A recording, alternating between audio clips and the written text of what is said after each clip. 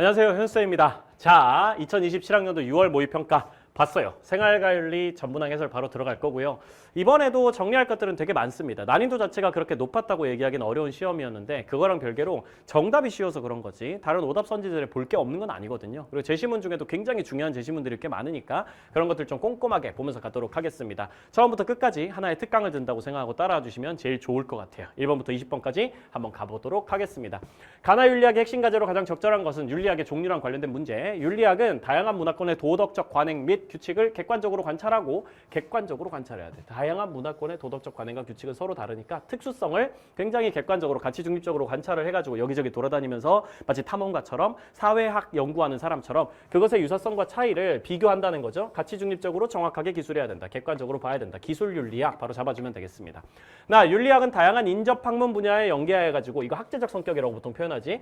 현대 사회에서 실제로 발생하는 구체적인 윤리 문제에 적용 가능한 현실적인 대안 같은 걸 내놔야 된다. 실천 규범 윤리학 잡아주면 되겠습니다. 이론 만드는 것보다는 아무래도 구체적인 해결책을 만드는 거에 좀 더 집중하는 그런 규범 윤리학의 종류죠. 1번 기술 윤리학, 행위의 옳고 그름을 판단할 수 있는 기준을 설정하는 것이다. 그 규범 윤리학의 영역이지 기술 윤리학의 영역이 아니에요.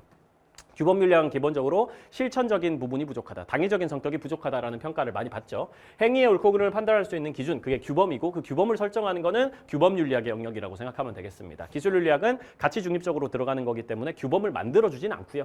그냥 여러 가지 규범들을 관찰하고 객관적으로 그거의 인과관계를 파악하는 거지. 윤리학이 하나의 학문으로 성립 가능한지 검토하는 건 메타 윤리학의 인식론이랑 관련된 얘기죠. 소위 말하는 학문적 성립 가능성이 있는지 없는지, 우리가 선과 악이라는 걸 과연 인식할 수 있는지 없는지에 따라 가지고 윤리학의 학문적 성립 가능성이 있다 없다로 나뉘기 때문에 그런 부분을 탐구하는 건 메타윤리학의 인식론, 의미론, 논리론 중에서 인식론에 해당되는 내용입니다. 3번 실천규범 윤리학, 특정 사회의 도덕적 관습을 객관적으로 설명하는 거, 그 기술윤리학의 영역이죠. 방금 위에서 적어놓은 거 그대로지. 여러 가지 도덕적인 관행이나 규칙, 도덕적인 관습 같은 걸 가치 중립적으로 설명하는 거, 그 인과관계를 파악하는 거, 그런 건 기술윤리학의 영역이고요.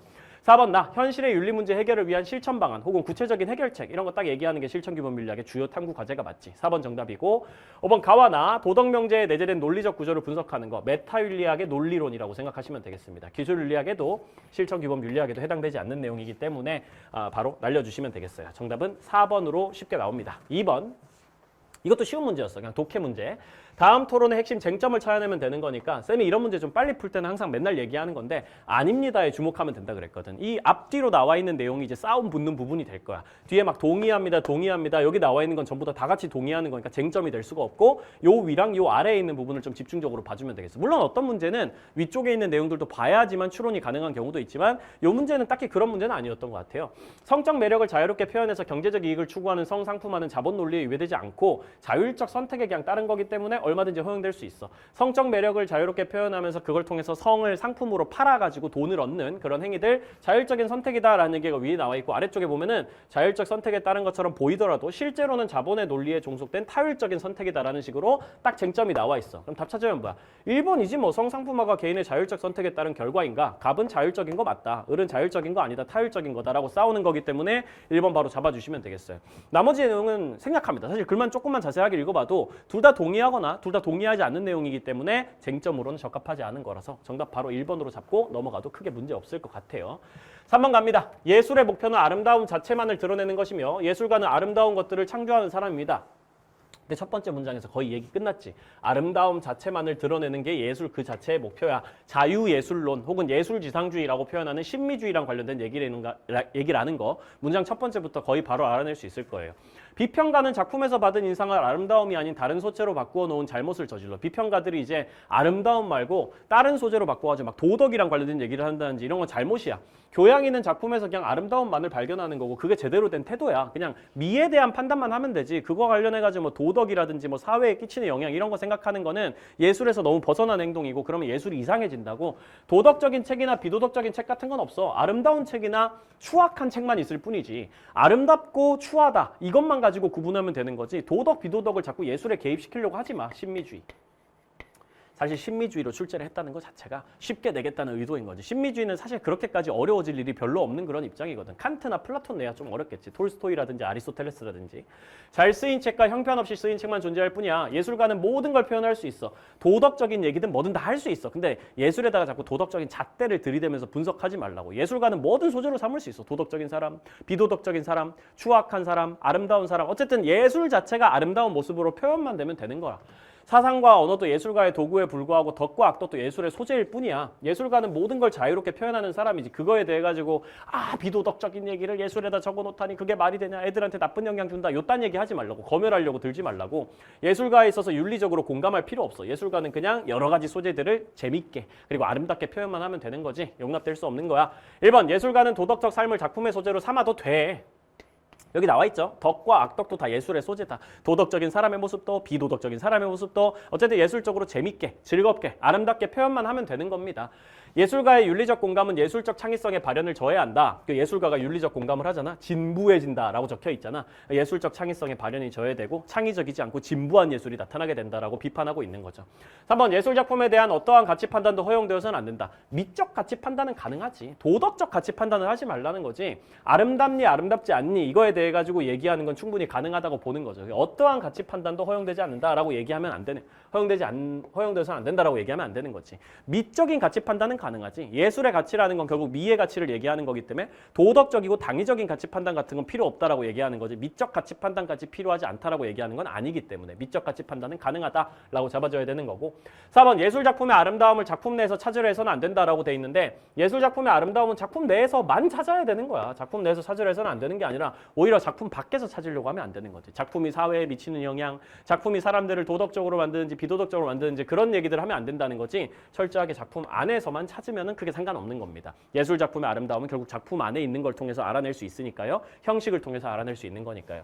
5번 예술의 목표는 아름다움을 통해 도덕적 인상을 전달하는 것이다. 전형적인 도덕주의의 입장이죠. 전혀 그렇지 않습니다. 예술 작품은 그냥 열심히 아름다움만을 추구하는 거에 목표를 삼으면 되는 거지 굳이 뭐 도덕적인 인상을 전달하려고 막 도덕적인 예술을 만들려고 노력하면 진부해진다라는 식으로 얘기하는 게 신미주의 사상가의 입장이다라고 생각하면 되겠습니다. 갑을 사상가들의 입장으로 가장 적절한 것은 사람은 인의 예지의 단을 본래부터 지니고 있다. 인의 예지라는 게 단이다라는 거. 단이라는 건 증거라는 뜻인데 인의 예지라는 본성을 우리가 원래 마음속에 가지고 있고 사덕 그거의 증거로서 사단이 나타난다라고 얘기한 사람 측수사시 직은지심, 수호지심, 사양지심, 시비지심이 각각 인, 의, 예, 지의 증거다라는 식으로 얘기하는 사람 맹자죠. 사단, 사덕이랑 관련된 얘기하는 사람. 마치 두 팔과 두 다리를 지닌 것과 같이 사단도, 사덕도 우리가 둘 다 가지고 태어나는 거다. 우리 마음속에 본성 안에 사덕이라는 게 있다는 사실을 우리가 사단이라는 측수사시라는 증거로 우리가 볼 수 있다. 이런 네 가지 감정 혹은 네 가지 마음이 우리 마음속에 있는 본성을 증명한다라고 얘기하는 거 맹자의 사단이랑 관련된 얘기입니다. 사덕이랑 관련된 얘기를 사람은 땅을 본받고 땅은 하늘을 본받고 하늘은 도를 본받고 도라는 게 제일 중요하다는 거지 결과적으로는. 그리고 도는 또 자연을 본받는다라고 돼 있는데 결국 도라는 거는 자연 그 자체다. 무위 자연 얘기하는 거. 자연을 강조하는 큰 도가 무너지자 인의가 생겨났고 지혜가 나타나자 큰 거짓이 생겨났다. 이런 얘기하는 것도 도가 무너지니까 제일 중요한 게 도고 도의 원리인데 그 도의 원리가 무너지고 사람들이 그 도의 원리를 깨닫지 못하게 되니까 자꾸 인위적인 인의 같은 인위적인 도덕성이라는 개념을 만들려고 하는 거고 지혜라는 것도 인위적으로 꾸며진 게 나타나니까 자꾸 거짓 같은 것도 생겨나고 그러는 거야. 자꾸 인위적으로 뭘 만들어내려고 하지 마. 인의도 지혜도 굉장히 비판적으로 보고 있는 사상가의 입장이죠. 그럼 도가 되겠습니다. 기본적으로 유교랑 대립하는 사상이라고 생각을 해주시면 되겠고 특히 노자 같은 사람이 유교를 엄청 까면서 공격을 하면서 니들이 인위예지 만들어내니까 혼란스러워지는 거야. 니들이 자꾸 쓸데없는 인위적인 지혜 같은 개념을 발생시키니까 그거에 따라서 거짓도 나타나고 혼란도 나타나고 싸움도 나타나는 거야. 자꾸 인위적으로 뭘 분별하려고 하지 말라고 그냥 자연을 본받아가지고 무의자연하게 살라고 라고 얘기하는 도가 입장인 거죠. 1번 맹자 유교 선한 마음을 보존하여 인의를 실현하는 삶을 추구해야 된다. 유교가 맨날 하는 말이죠. 그렇죠? 선한 마음 사덕이라는 거 혹은 사단이라는 걸 우리가 잘 보존해가지고 현실에서 사덕을 실현해야 될 거야. 인의를 현실에서 실현해야 될 거야. 사단이라는 걸 확충해가지고 사덕을 현실에서 실현할 수 있다라고 얘기하는 게 맹자의 입장이기 때문에 당연히 맞는 말. 2번 사회 혼란의 근원인 예법을 폐지해라. 유교는 절대 그런 얘기 안 하죠. 예법이라는 건 지켜야 되는 거지 폐지해야 되는 게 아니죠. 그리고 사회 혼란의 근원도 아니죠. 예를 잘 지키면 사회가 혼란스럽지 않게 될 거예요. 모든 사람들이 다른 사람들을 존중하면서 인의 마음을 외적으로도 표현할 수 있게 될 거니까 예법은 지켜줘야 되는 거고 타고난 덕을 열심히 닦아야 되는 건 맞는 말이지. 타고난 덕이라는 게 사덕 얘기하는 거고 이 사덕을 계속 현실에서 실현하려고 노력해야 된다. 이런 얘기는 맹자인 거고 굳이 이 문장 전체의 입장을 잡자면 도가라고 생각하면 되겠지. 우리가 타고난 덕, 우리가 자연이라는 것 안에서 우리에게 자연스럽게 주어진 덕이라고 하면은 상선약수 얘기할 때 우리가 흔히 말하는 겸허와 부쟁의 덕을 얘기하는 겁니다. 물이 가지고 있는 겸허와 부쟁의 덕도 우리 마음속에 있을 수 있거든요. 그런 걸 잘 닦아야 되는 거고 예법 같은 인위적용을 폐지해야 된다. 이런 거 이제 도가, 노자 같은 사람이 하는 얘기라고 생각하면 되겠어. 3번 도가 옳고 그름을 분별함으로써 바로 탈락. 도가는 기본적으로 분별하고 차별하고 구별하는 걸 되게 싫어하죠. 옳고 그름을 나눠 놓으니까 사람들이 자꾸 싸우는 거야. 자꾸 인위적으로 옳고 그름 나눌 필요 없어. 모든 건 다 상대적이기 때문에 옳고 그름이라는 거에 구애받지 않고 그냥 철저하게 모든 것은 평등하다. 모든 것은 상대적일 뿐이다. 라는 식으로 생각하면서 한쪽이 옳다라고 생각하는 그런 사고방식에서 벗어나야 된다고 보는 게 도가 입장입니다. 사물의 실체를 파악하는 건 오히려 옳고 그름을 분별하지 않는 재물의 경지에서 가능한 거예요. 라고 얘기하는 거 도가 입장이고 4번 인륜의 질서를 확립하기 위해 무의자연의 도를 따라야 된다. 무의자연의 도를 따르라고 얘기하는 건 도가가 하는 말이 맞습니다만 인륜의 질서라는 표현 있잖아요. 이거 기본적으로 도가 입장에서 인위적인 질서라고 얘기하는 거랑 같은 말이거든. 인륜이라는 건 보통 유교가 많이 쓰는 단어야. 인간이 지켜야 될 당연한 도리라는 뜻인데 도가가 말하는 도의 원리를 따라가는 그런 삶을 말하는 게 아니라 인위적으로 만들어진 여러 가지 예법들, 여러 가지 규칙들 그런 걸 따른다는 뜻이기 때문에 도가는 기본적으로 인륜이라는 단어 자체를 반대한다. 뭐 유교에서 말하는 오륜 이런 개념은 다 인위적인 거라고 믿고 그런 인위적인 도덕 같은 거를 없애야 된다라고 얘기하는 입장이라고 봐주시면 되겠습니다. 5번 맹자랑 도가 사회적 관계에서 벗어나 내면의 고요함을 유지해야 된다. 사회적 관계에서 벗어나라는 얘기 절대 맹자가 한 적 없거든. 사람들이랑 사회적인 관계 같은 거 만들어라라고 오히려 얘기하는 거지. 그 과정에서 예의를 지켜라라고 얘기하는 거고 내면의 고요함을 유지하는 건 뭐 맹자든 도가든 다 좋아할 수 있는 내용이지만 사회적 관계에서 벗어나라는 얘기가 유교의 입장이라고 절대 볼 수가 없기 때문에 그냥 탈락 지어주시면 되겠습니다. 이렇게 잡아주시면 되고 도가도 뭐 사회적 관계에서 무조건 벗어나라고 얘기하는 건 아니에요. 도가 같은 경우에도 기본적으로 국가라는 어떤 집단의 존재 자체는 인정하기 때문에 사람들이랑 같이 사회적으로 살아갈 수 있다라고는 봅니다. 다만 인위적으로만 하지 말라는 거죠. 그렇기 때문에 도가 입장에서도 무조건 맞다고 얘기하기 좀 어려운 유교가 확실히 반대하기 때문에 탈락 잡아주면 되는 선지라고 생각하면 되겠습니다. 5번 다음을 주장한 사상가 입장으로 가장 적절한 것은 이성을 지닌 인간의 권력은 그 자체로 책임을 동반한다. 이거 되게 중요한 거죠. 권력이 있으면 책임도 온다. 이성을 가지고 있으면 파워가 생기는 거고 그 파워에 따라서 그 자체로 책임이라는 게 생기는 거다. If you have 이거 쌤 강의 들었던 친구들은 이거 지겨울 거야 이제. If you have a great power, there comes great responsibility라고 얘기하는 그 스파이더맨에 나오는 명대사. 너에게 힘이 있으면 너에게 책임도 있는 거야. 라고 얘기하는 거 되게 강조하는 사람 요나스란 말이지. 책임 윤리를 주장한. 이건 원래부터 인간 상호 간의 영역에서는 되게 자명한 일이었어. 인간들끼리는 책임져야 된다는 얘기가 인간들의 윤리에서 되게 당연한 얘기였어. 그게 약간 전통 윤리에서 맨날 하는 얘기야. 칸트든 뭐 벤담이 이런 근대 윤리학자들이 인간들끼리 나쁜 짓 하면 그거에 대한 책임을 져야지 인간들끼리는 절대 넘어서는 안 될 선이라는 게 있지 뭐 이런 얘기들은 기본적으로 어느 정도 하는 얘기였다고 보면 되는데 문제는 이 전통 윤리학이라는 게 우리의 힘이 엄청 세지면서 당연히 우리의 책임도 더 많아져야 되는데 그 전통 윤리학이 우리의 세진 힘에 비해 가지고 책임을 넓게 설정하지 못한다는 거에 한계가 있다는 거예요. 그래서 요나스가 내가 책임 윤리라는 거 새로 만들어 줄게. 그래서 우리의 힘은 이만큼 세졌는데 책임이 못 따라가고 있는 윤리적 공백의 상태. 윤리적으로 책임을 훨씬 더 많이 지워야 되는데 아직 못 지우고 있는 윤리적 공백의 상태를 극복하기 위해서 내가 책임 윤리 한번 만들어 볼게 라고 얘기하는 거지.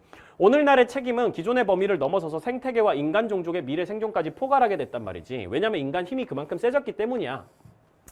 옛날에는 인간 권력이 되게 약했단 말이야. 그래서 인간이라는 존재가 자연 전체를 무너뜨릴 정도의 과학기술을 가지고 있지도 않았고 미래 세대한테 영향을 미칠 정도로 미래에까지 영향을 미치는 그런 힘을 가지고 있진 못했어. 그냥 현재 살아가는 인간들끼리만 막 이렇게 아웅다웅하는 그런 수준이었기 때문에 권력이 그렇게 약하니까 책임도 그 정도면 충분했던 거지. 근데 지금은 인간 권력이 너무 세졌잖아. 우리 미래 세대의 인류를 멸종시킬 수 있을 정도로 우리의 힘이 너무너무 세졌고 생태계 전체를 무너뜨려버릴 정도로 우리의 힘이 세졌기 때문에 인간의 책임은 기존의 인간들끼리만 책임지던 기존 범위를 넘어서가지고 생태계 전체에 대해서도 우리가 힘을 발휘할 수 있게 됐기 때문에 생태계에 대해서 책임져야 되는 거고 미래 세대의 인간들의 생존에 우리가 영향 미칠 수 있는 힘을 가지고 있기 때문에 미래 세대 인간 종족의 생존에 대해서도 책임져야 되는 정도로 범위가 넓어졌다고 얘기하는 거지. 힘이 세지니까 책임도 많아졌다는 거지. 인간의 권력이 인간 스스로에게 불행이 되지 않도록 인간의 권력을 우리가 제대로 통제하지 못하고 그냥 지금처럼 마구 사용하게 되면은 우리 인간 종족의 미래 자체가 위협받을 수 있으니까 그런 불행한 일이 벌어지지 않도록 스스로 잘 통제를 해야 된다. 과학기술 아예 없애자는 얘기는 아니고 통제를 잘 해가지고 권력을 좀 제어할 수 있는 영역으로 우리가 넘어가야 되고 그걸 위해서 우리가 책임을 지겠다는 그 책임 윤리가 필요하다라고 요나스가 얘기를 하고 있는 거죠. 1번 권력의 종류와 범위에 따라 책임의 종류와 범위가 결정된다라고 돼 있는데 되게 당연한 얘기처럼 보이고 이거 정답으로 찍은 친구들도 많고 그렇겠지만 요 선지 안에 우리가 평소에 잘 못 보던 표현이 들어가 있어요. 범위까지는 우리가 맨날 보던 얘기야. 그러니까 인간들끼리의 범위에만 영향을 미치던 인간의 약했던 힘이 지금은 생태계 전체와 미래세대 인간에게까지 영향을 미치는 범위로 넓어졌기 때문에 책임도 이만큼 넓어져야 된다는 얘기는 하는데 종류라는 표현이 좀 헷갈릴 수 있어. 종류는 뭔 소리지? 범위는 항상 듣던 얘기인데 종류까지도 이게 달라지는 건가? 라고 생각할 수 있는데 결론적으로 말하면 일단 맞는 얘기고요. 종류는 약간 이런 느낌이라고 생각하면 돼. 범위는 방금 쌤이 설명했고 옛날에는 인간들 사이에서만 힘을 미칠 수 있는 정도의 기술을, 권력을 우리가 가지고 있었는데 지금은 생태계와 미래세대까지 이 영향을 미칠 수 있는 정도로 범위가 되게 넓어졌기 때문에 그 범위까지 책임을 져야 된다라고 얘기하는 거고 종류는 약간 이런 느낌이라고 생각하면 돼. 옛날에 인간들끼리 이렇게 범위가 좁아가지고 인간들끼리 서로 영향을 미칠 수 있는 파워를 가지고 있던 시절에는 이 서로 힘을 미칠 수 있는 그 강력함이라는 게 서로에 대해서 상호적으로 영향을 미칠 수 있는 힘이었어요. 인간들끼리만 서로에게 영향을 아웅다웅 미치는 거기 때문에 그 상황에선 서로 가지고 있는 상호적인 권력이었어. 그런데 사실 지금 같은 경우에는 인간의 힘이 너무 세져가지고 생태계 전체에 대해서도 영향을 미칠 수 있고 미래 세대에 대해서도 영향을 미칠 수 있는데 이건 되게 일방적인 권력이야. 그렇지 않니? 이 힘이라는 게 발휘되는 그 과정이 되게 일방적이라고 생태계가 우리한테 강력한 영향을 미치긴 좀 쉽지 않잖아요. 생태계가 뭐 이성을 가지고 있는 것도 아니고 주체로서 막 여러 가지 영향을 직접적으로 행사한다고 보긴 좀 어렵지만 인간이 생태계를 파괴하지 생태계가 인간을 파괴하는 모습은 지금은 아니란 말이지. 그렇게 생각을 하면은 인간이란 존재가 권력이 되게 세지면서 생태계 전체에 대해서 되게 일방적인 파워를 가지게 됐다라고 얘기하면 되는 거고 또 미래 세대에 대해서도 일방적으로 얘네들한테 피해를 끼칠 수 있는 파워를 가지고 있어. 미래 세대는 우리한테 힘이 없지만 그러면 책임도 일방적으로 져야 된다는 거지. 얘네들이 힘이 없고 미래 세대도 없고 생태계도 없으니까 우리가 일방적으로 얘네한테 이 권력을 가지고 얘네들한테 여러 가지 피해를 줄 수 있는 그런 관계니까 일방적인 관계니까 책임도 일방적일 수밖에 없는 거야. 얘네들은 책임의 주체가 될 수가 없거든. 미래 세대와 자연 같은 경우에는 책임의 주체가 아니고 우리가 책임져야 되는 대상일 뿐이거든. 힘이 없기 때문에 책임도 굉장히 일방적이고 서로 호혜적이지 않고 비호혜적인 책임을 우리가 져야 된다라는 의미에서 종류라는 단어가 나오는 거라고 생각해 주시면 되겠어요. 권력의 종류가 원래는 인간들끼리 상호적인 권력이었다가 이제는 미래 세대와 자연에 대해서는 일방적으로 비호혜적으로 미칠 수 있는 종류의 권력이 되면서 책임의 종류도 되게 일방적인 책임 그리고 비호혜적인 책임으로 바뀌게 되는 넓어지는 부분이 있다라는 식으로 얘기하는 게 요나스가 말하는 종류도 결정된다라는 말의 의미라고 생각하고 넘어가 주시면 되겠습니다. 진짜 잘 설명한 것 같은데 잘 들어주시고 딱 기억을 해주세요. 2번 선의로 실행된 행위의 결과에 대해서는 책임이 부과되지 않는다라고 돼 있는데 선의로 실행된 행위의 결과든 악의로 실행된 행위의 결과든 기본적으로 의도는 별로 상관없습니다. 의도가 좋은 의도였든 나쁜 의도였든 의도가 있었든 없었든 기본적으로 요나스는 항상 책임을 져야 된다라고 말하는 입장이라는 건 앞에서도 많이 배웠기 때문에 별로 어렵진 않았을 거야. 의도는 별로 안 중요해. 결과적으로 책임을 질 만한 일이 발생할 수 있다 혹은 발생했다는 게 되게 중요한 거고 그거에 따라서 우리가 책임을 져야 되는 거지. 3번 권력이 초래할 결과의 불확실성에서 당위를 도출해서는 안 된다라고 돼 있는데 오히려 요나스는 권력이 초래할 결과가 되게 불확실하기 때문에 거기서 당위가 나온다라는 식으로 얘기합니다. 우리의 힘이 굉장히 세 지금 미래 세대와 자연 전체에 엄청난 영향을 미칠 수 있는데 그 권력이 초래할 결과에 대해서 우리가 정확하게 예측하고 있지 않아. 되게 불확실하지. 권력이 초래할 결과라는 건 그게 불확실하다는 건 거꾸로 말하면 무슨 일이 벌어질지를 모른다는 건데 거기서 요나스가 공포의 발견수를 꺼내 드는 거죠. 우리가 어떤 영향을 미칠지 아직 잘 몰라. 좋은 결과가 나올 수도 있지만 최악의 결과가 나올 수도 있어. 그리고 우리는 항상 이 불확실성 속에서 최악의 결과를 미리 예측을 해볼 필요가 있어. 왜냐하면 인간이란 존재는 희망을 발견하면은 딱히 움직이지 않는 존재고 공포를 발견해야 최악의 결과를 예측해야지 뭔가 책임이라는 게 제대로 부여되고 움직일 수 있는 동력을 얻는 존재이기 때문에 그런 의미에서 이 불확실성 속에서 우리는 최악의 결과를 예측해야 된다. 공포를 발견해야 된다. 그 공포를 발견하는 과정에서 이 공포스러운 결과 인류가 멸종하고 생태계가 무너져버리는 그런 상황을 방지하기 위해서 우리는 지금 책임을 져야겠구나. 사전 예방적으로 책임져야겠구나. 예견적으로 책임져야겠구나. 이런 얘기들을 도출할 수 있다는 게 요나스의 입장이라는 거죠. 그렇기 때문에 도출해서는 안 된다가 틀린 얘기 잡아주면 되겠습니다. 오히려 도출해야 된다. 4번 미래 세대의 존속은 현 세대의 권력을 규제할 근거가 될 수 있다라는 거죠. 미래 세대가 존속해야 된다라는 명령을 요나스가 보통 존재론적 책임이라고 표현하고 또는 생태학적 정원 명령에 그런 내용이 적혀 있기도 하죠. 미래 세대의 생존에 피해를 줄 만한 행동은 하지 마라. 미래 세대의 존속에 영향을 주지 않는 범위 내에서 행동하라. 그게 정원 명령의 뜻이잖아. 미래 세대의 존속이라는 거, 미래 세대가 살아남아야만 된다는 거, 그거 자체가 현 세대의 권력을 규제할 근거가 된다는 거죠. 우리도 인류고 미래 세대도 인류니까 하나의 같은 종 안에 속해 있는 친구들의 미래를 위협하지 말지어다 라고 얘기하는 그 생태학적 정언명령에 따라서 현 세대의 권력은 규제돼야 되고 통제돼야 되는 거지. 우리의 힘을 스스로 통제할 필요가 있다. 책임 윤리를 기반으로. 5번 인간 상호 간의 책임을 인간과 자연 상호 간의 책임으로 확장해야 된다라고 돼 있는데 원래는 인간들끼리만 지는 책임이었다고 아까 얘기했잖아요. 옛날에 우리 힘이 약할 때는. 근데 그거를 인간과 자연 사이에 있는 어떤 책임으로 확장해야 된다고 했는데 그건 상호 간의 책임이 아니죠. 일방적인 책임이고 비호혜적인 책임이 되는 거죠. 일방적 혹은 비호혜적 책임이라고 잡아주셔야 되겠습니다. 인간들끼리 상호 간의 책임을 지기만 했었어 옛날에는. 근데 이 책임이 이제 힘이 세짐에 따라서 여러 가지 면에서 훨씬 더 범위도 넓어지고 종류도 넓어졌으니까 그 종류에 해당되는 책임들도 우리가 같이 져야 된다. 대신에 그때 인간과 자연 혹은 인간과 미래 세대랑 관련된 책임은 항상 일방적이고 비호혜적인 우리가 쟤네들한테 지는 책임이다. 쟤네가 우리한테 질 수는 없는 책임이다. 그런 방식으로 확장하라고 얘기하는 거지 상호 간 책임이라고 표현하면 틀렸다는 거 잡아주면은 우리 5번의 요나스도 자세하게 분석하고 넘어갔다고 얘기할 수 있겠습니다. 6번 가보겠습니다. 6번 이번에 좀 쉽게 나왔어요. 원래 분배정이 좀 더 어렵게 나오잖아. 롤스 노직 이렇게 연계해가지고 더 빡세게 나오는데 이 정도면은 별로 어렵게 안 나왔던 것 같아. 쌤이 개념 완성태 했던 얘기, 기출 메타 때 했던 얘기 조합하면은 충분히 쉽게 풀 수 있었던 것 같아.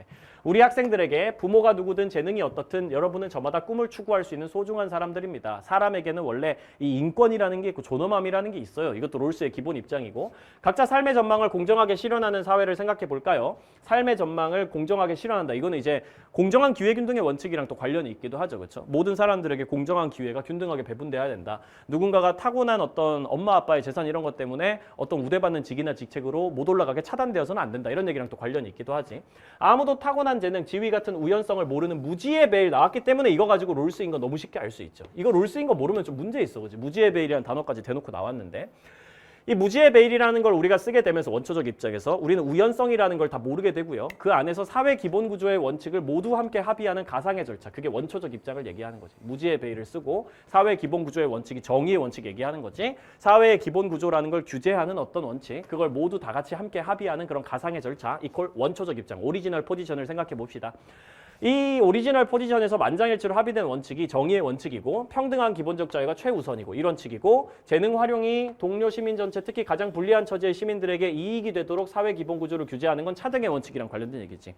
불평등한 상태보다 불평등한 상태가 됐을 때 내가 천부적 재능이나 여러 가지 우연성을 활용해가지고 이득을 보면은 다른 사람들도 다 같이 이득을 볼 때만 이 차등의 원칙이 만족된다라고 얘기하는 불평등이 인정된다고 얘기하는 그 이 원칙에 기반해서 사회 기본 구조 시스템이라는 게 만들어져야 되고 법이나 제도 같은 것도 만들어져야 돼.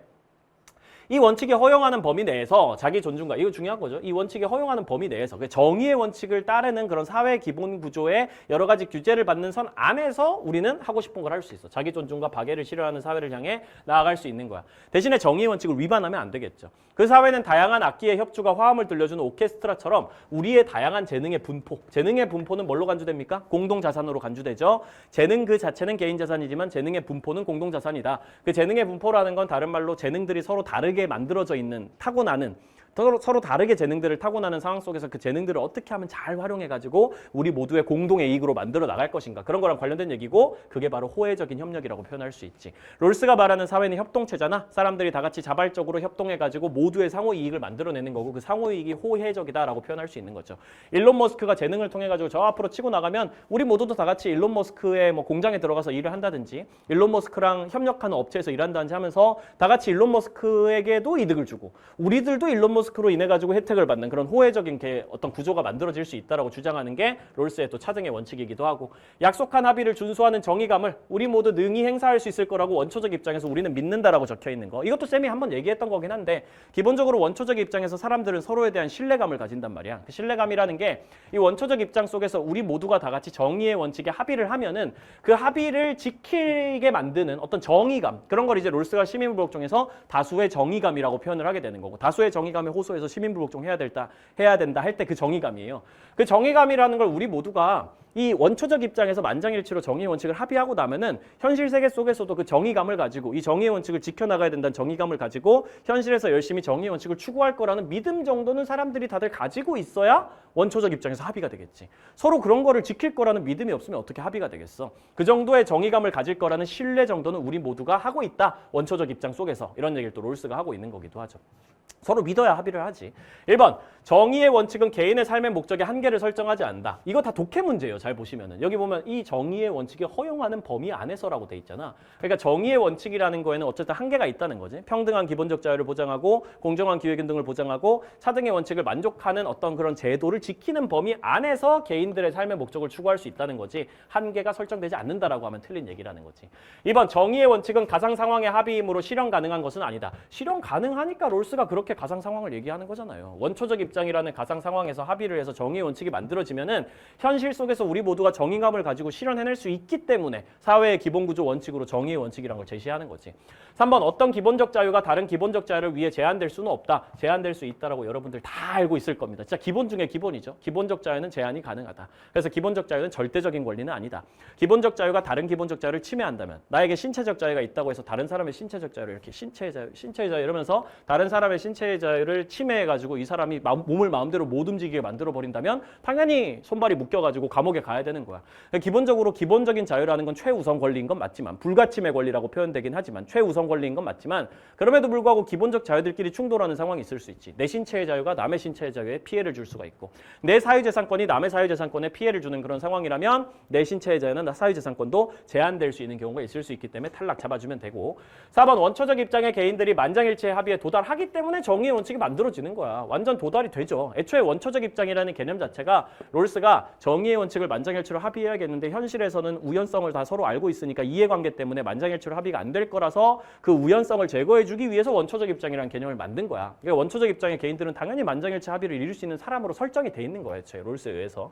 5번 원초적 입장의 개인은 타인들도 합의를 준수할 것이라고 믿는다, 신뢰한다 라고 여기 적혀있는 내용이죠. 정의감을 누구나 가질 수 있을 것이다. 그걸 기반으로 현실 속에서 다들 정의의 원칙을 지켜줄 것이다 라고 신뢰를 하고 있으니까 만장일치로 합의가 이루어진다는 거지. 정답 5번으로 잡아주시면 되겠습니다. 쌤이 지금까지 다 해왔던 얘기이기 때문에 쌤 커리큘럼 잘 따라온 친구들은 쉽게 풀었을 거라고 믿어요. 7번.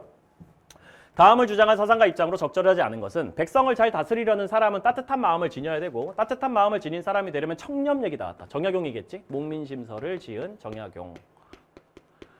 백성을 따뜻한 마음을 잘 가지고 다스려야 되고 소위 말하는 그런 애민 정신이라고 부르는 거 백성을 사랑하는 마음 혹은 인의 마음을 가진 사람이 돼야 되는 거고 청렴하려는 사람은 또 절약해야 되고 절용이라고도 표현하죠. 관청 재물을 지재물처럼 아끼는 사람이야말로 현명한 문민관이다. 절약만 하고 베풀지 않으면 안 돼. 그러면 가족 친구와 멀어지거든. 공공한 사람들 좀 힘든 사람들 동정하고 도와주는 거 어진 목민관이라면 인의 마음을 기반으로 당연히 해야 될 거야.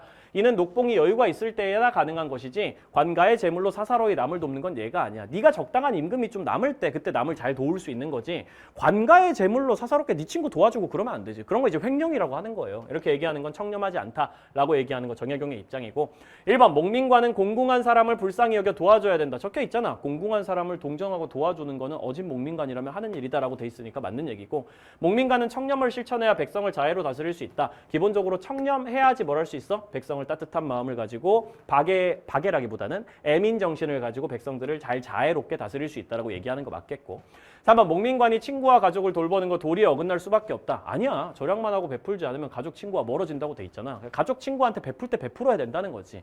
녹봉이 여유가 있을 때 가족들과 친구를 도와주면서 그 가족 친구들과 가까이 지내는 거 그거 나쁜 거라고 얘기하는 거 아니거든요. 도리에 어긋날 수밖에 없는 게 아니라 오히려 가족을 안 돌보는 게 도리에 어긋나는 거야. 친구들을 안 돌보는 게. 근데 그걸 이제 관가의 재물을 가지고 이 국가의 어떤 재물을 가지고 사사로이 도와주면 안 된다는 얘기인 거지. 네 녹봉 가지고 도와주는 거, 네 월급 가지고 도와주는 건 크게 문제 없어.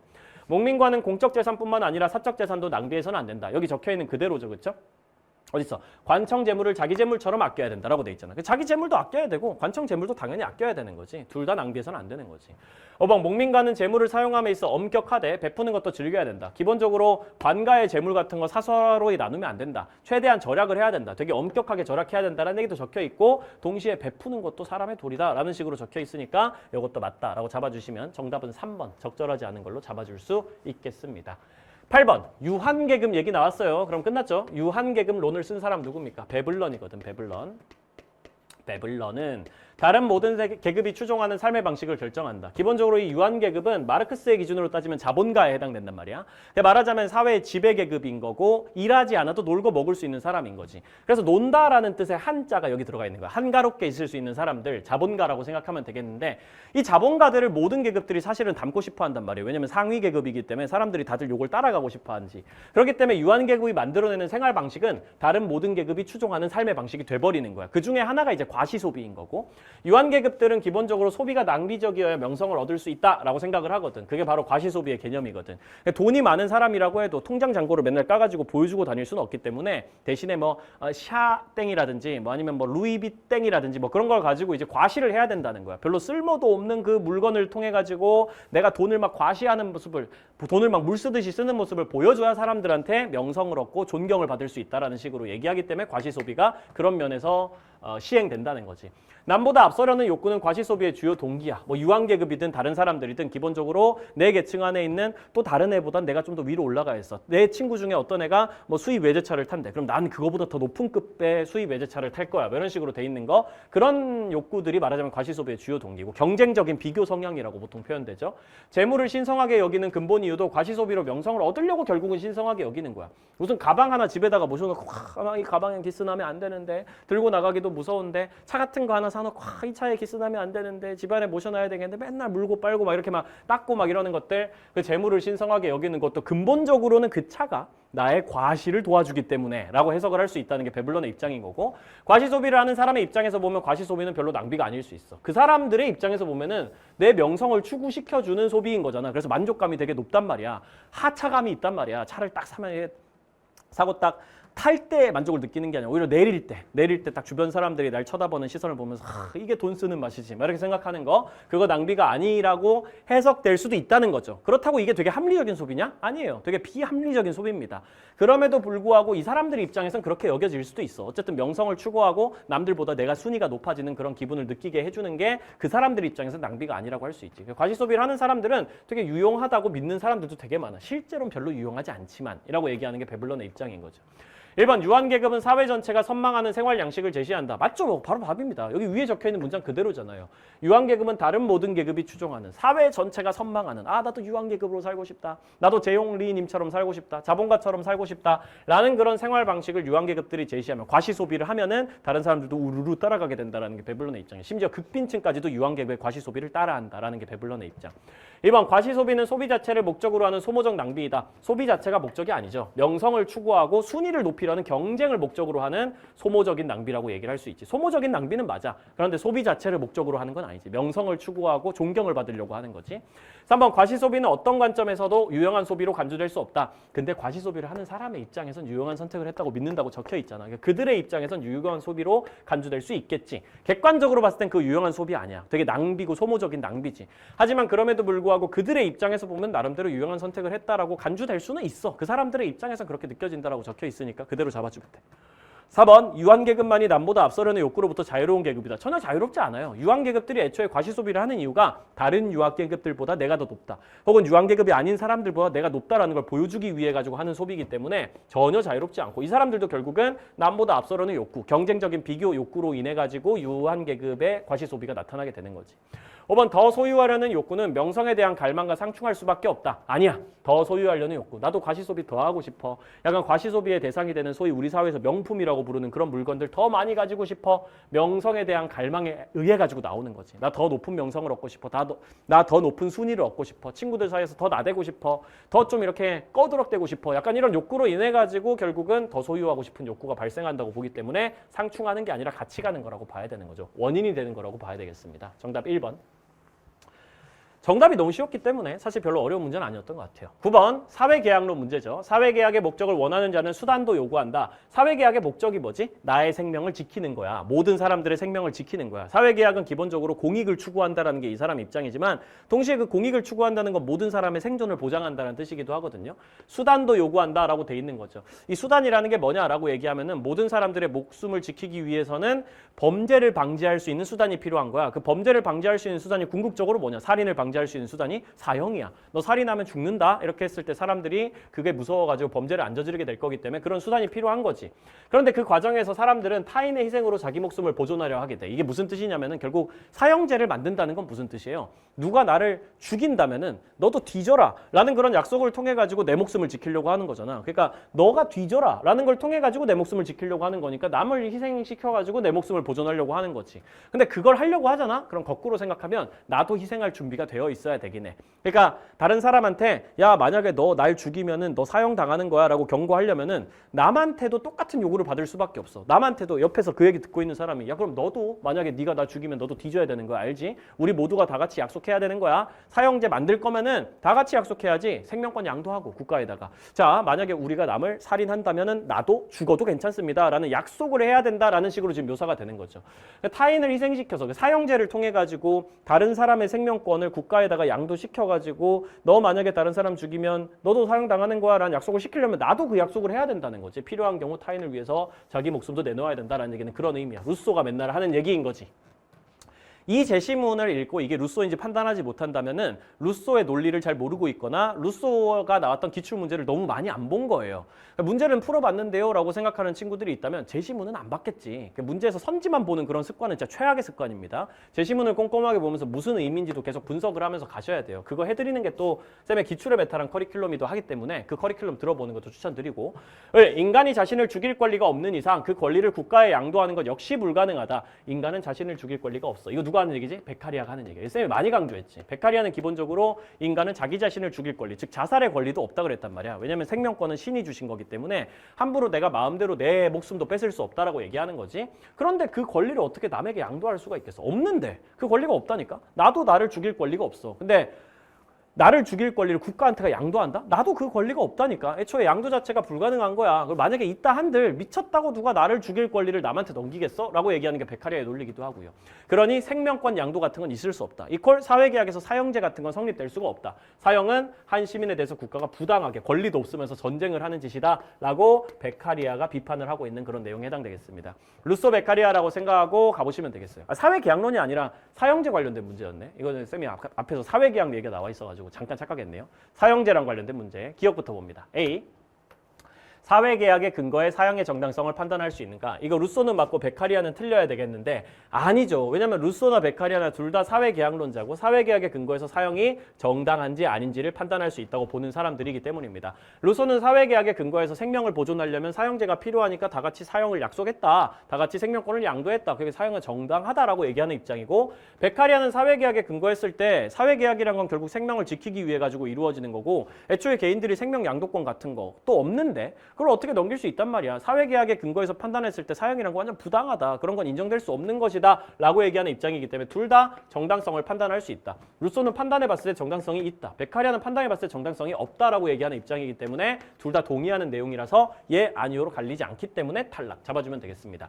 얘는 B 같은 경우에는 루소가 맞으면 돼요. 한 인간이 살인범이면서 동시에 시민일 수 있는가? 루소 입장에서 불가능합니다. 왜냐하면 어떤 사람이 다른 시민을 죽이는 살인범이 돼버린 경우 범죄를 저질러가지고 살인범이 돼버린 경우에 이건 바로 사회계약을 위반한 걸로 여겨지거든요. 그렇게 사회계약을 위반한 놈은 더 이상 시민이 아니야. 공공의 적이지. 이런 내용은 아마 다들 기억날 거야. 그렇기 때문에 동시에 시민일 수 없어. 살인범이면 더 이상 시민이 아니야. 공공의 적일 뿐이지. 이렇게 표현되기 때문에 시민이면 당연히 살인범은 아닐 거야. 이런 식으로 묘사가 되는 거고 동시에 두 가지를 다 가지는 건 불가능합니다.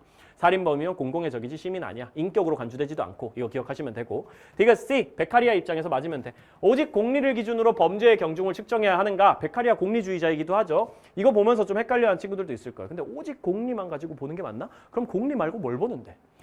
베카리아는 항상 이렇게 얘기합니다. 범죄가 가벼운지 무거운지를 측정하기 위해서는 그 범죄가 공리를 얼마나 저해하는지를 보면 돼요. 공리를 조금 저해하면 가벼운 범죄고요. 공리를 엄청 많이 저해하면 최악의 범죄입니다. 대표적으로 국가의 존속 자체를 위협하거나 국가 전체에 어마어마한 공리 저해를 너무 심하게 가져오는 범죄가 최악의 범죄고 그 대표적인 범죄가 살인 같은 그런 범죄가 될 거예요. 베카리아 같은 경우에는 범죄의 경중을 당연히 공리를 기준으로 봐야 된다고 보지 그거 말고 다른 기준 예를 들면 범죄 의도라든지 의도가 얼마나 나쁜지 그런 건 전혀 신경 쓰지 않습니다. 결과적으로 얼마나 공리를 저해했는가를 가지고 범죄의 가벼움과 무거움을 측정하는 게 맞아요.